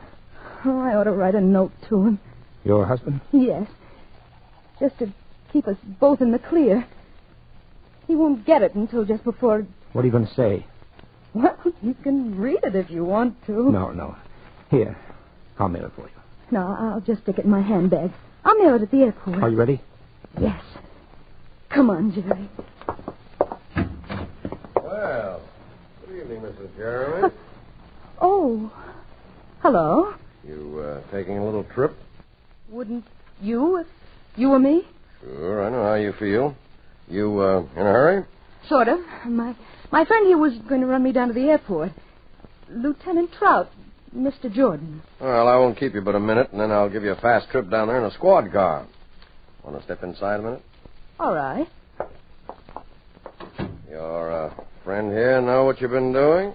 In a way. Any luck with our little gadget? What little gadget? Oh, a dictaphone. Lieutenant Trout thought... You thought, Mrs. Jeremy. All right. I thought. Mind if I turn it on? No, go ahead. There's nothing... I've got to, Evelyn. I can't keep it any longer. Not the way I feel now about you. Jerry, don't I... I've killed someone. I'm a murderer. Who? Lorna Moore. And another man is going to die for it. Well, guess that's about all we need to know, isn't it? I guess it is. Well, I told you I'd get him, didn't I? Yeah. Evelyn. You can wrap him up and take him away, Lieutenant. And don't forget to send me back my husband the first thing in the morning. Come on, Jordan. Eve. So long, sucker. Eve. They sure gave you the right name, baby. Yeah? Only you wouldn't have needed the apple. Or the snake.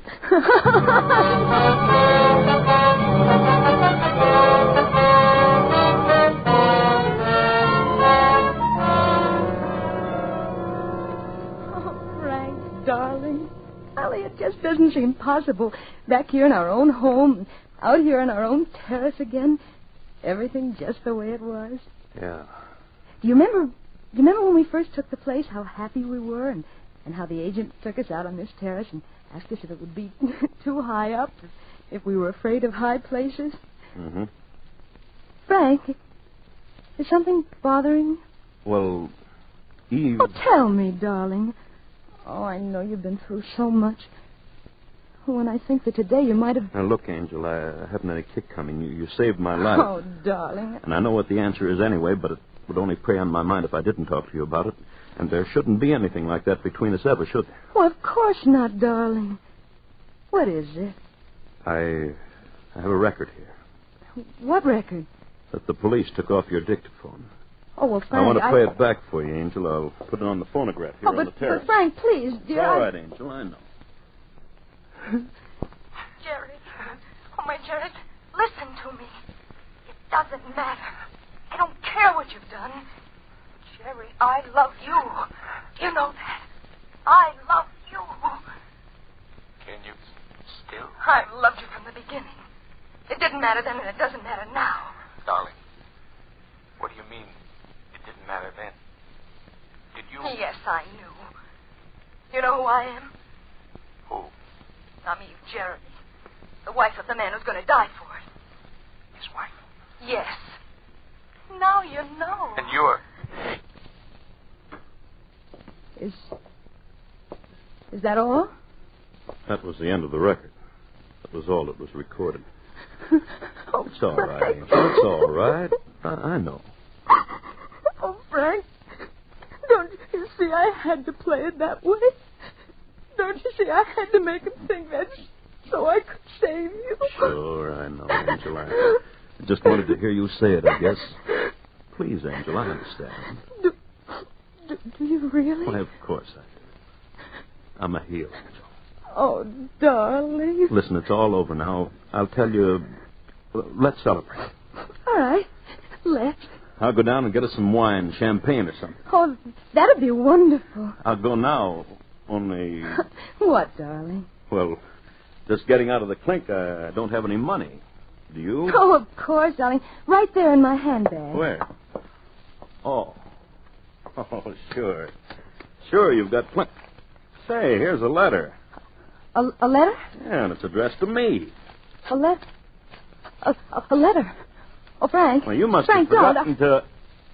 Frank? No, Frank. No, Frank, no. No, Frank, I didn't. I can explain just how, Frank. Please. Angel!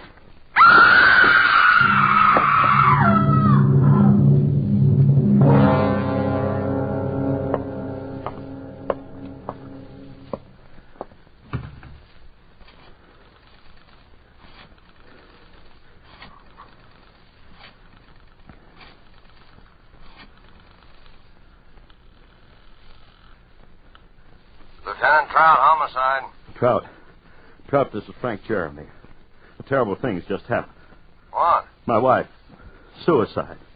Nerves, I guess. She jumped off the terrace before I could stop her. It's 14 stories. Was suicide, was it? She gave me a note in her own handwriting just before. Oh. Well, of course, if the note says so. It does, all right. Well, the case is closed. Here, I'll read it to you. It says... Frank, my darling, I've been wrong all the time. I've failed you utterly. Now I can't even bear the thought of facing you. When you read this, I will be gone. This is farewell forever. Signed, Eve.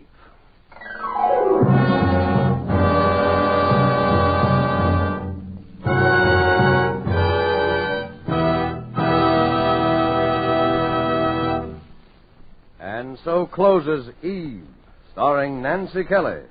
Tonight's study in Suspense. Suspense is produced and directed by William Spear. And now, further to intrigue you, we of Suspense present a special preview of our next exciting tale. And here it is, a tantalizing glimpse of our next adventure in Suspense. Warden Graves. Yes, Miss Rhodes. Sit down, won't you? Thank you. I hate to disturb you like this, but I've traveled clear across the country. They wouldn't give me the information over the phone. I know. You know what this visit is all about, Warden. To some extent, yes. You think one of our prisoners, Tom Nixon, has escaped. He has escaped. I'm as sure of it as I'm sure of sitting here now. I saw him at Lodge in New York City 2 days ago. You knew Tom Nixon well, Miss Rhodes? Knew him? He was my mother's murderer. My mother was Mrs. George Rhodes of Huntington, Long Island. She ran a boarding house there. He killed her on September 18th, 1933. We have all the records of the crime, Miss Rhodes. Tom was Mother's chief boarder for 10 years. Know him? Why, I sat opposite him at dinner table from the time I was a girl of 15. I knew him as well as I knew Mother. I'd know him anywhere. I see. And now he's at large. He's free. Somehow or other, he's escaped this place. Maybe you're not aware of it. Maybe even his fellow prisoners aren't aware of it. But he's wormed his way out. And he's after me. He's after me. Oh, now, my dear young lady. Warden Graves. 10 years ago, when Mother was found murdered, I knew it couldn't have been anyone but Tom. I testified against him. I was the chief, practically the only witness at the trial. And when they sentenced him here for life, he swore to kill me. He swore in the open court to get even with me. For 10 years, I've lived in deadly fear. I've watched the newspapers for prison breaks. I've moved from house to house, made few friends. He's hung over me like a shadow. Even though I told myself he was locked up here forever. And now it's come. And where exactly did you see the prisoner, Miss Rose? That's just the point. That's why I know he's after me. I saw him in my own apartment house. Well. He has a job there, running the elevator at night. That's what makes it so horrible. I've never married Warden Graves. I live all alone in a small 3-room penthouse on the 18th floor of an office building. The other night, about a week ago, I came home alone from the movies after midnight. The big marble lobby of my building was deserted, except in a far corner near the elevator with his back toward me, there was a man down on his hands and knees, scrubbing the floor.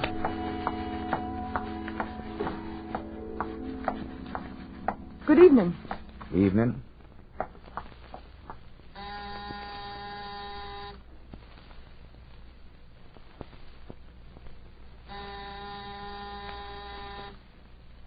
Well, where is everybody? Isn't the elevator working tonight? You want to go up in the elevator, Mum? Certainly. I'll be right with you. Okay, Mum. What floor? I was in the elevator, and he had started to ascend before I really saw him. It was Tom. His hair had turned white, and there was a horrible stoop to his shoulders. But everything about him, the crook of his head, his high, thin, bony nose, the hollow cheekbones, were all the same. And then he turned and stared at me. I could see those deadly, pale, cold eyes, those heavy eyebrows, still black, that familiar, quiet, sarcastic mouth. What floor, Mum? Oh, my floor. Yes, the penthouse, please. Penthouse? Where's that, on the roof? Yes, on the roof, please. 18th floor. Okay.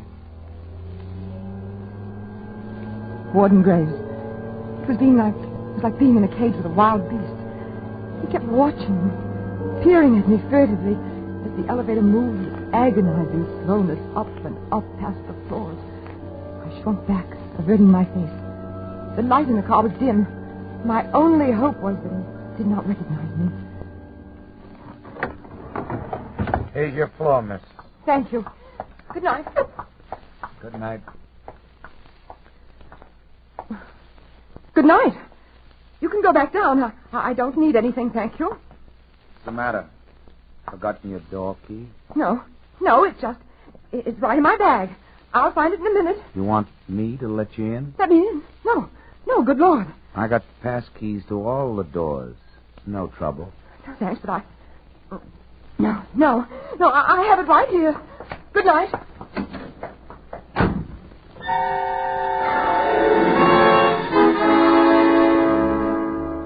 And so until our next performance, when you will hear the rest of this exciting tale, we keep you in suspense.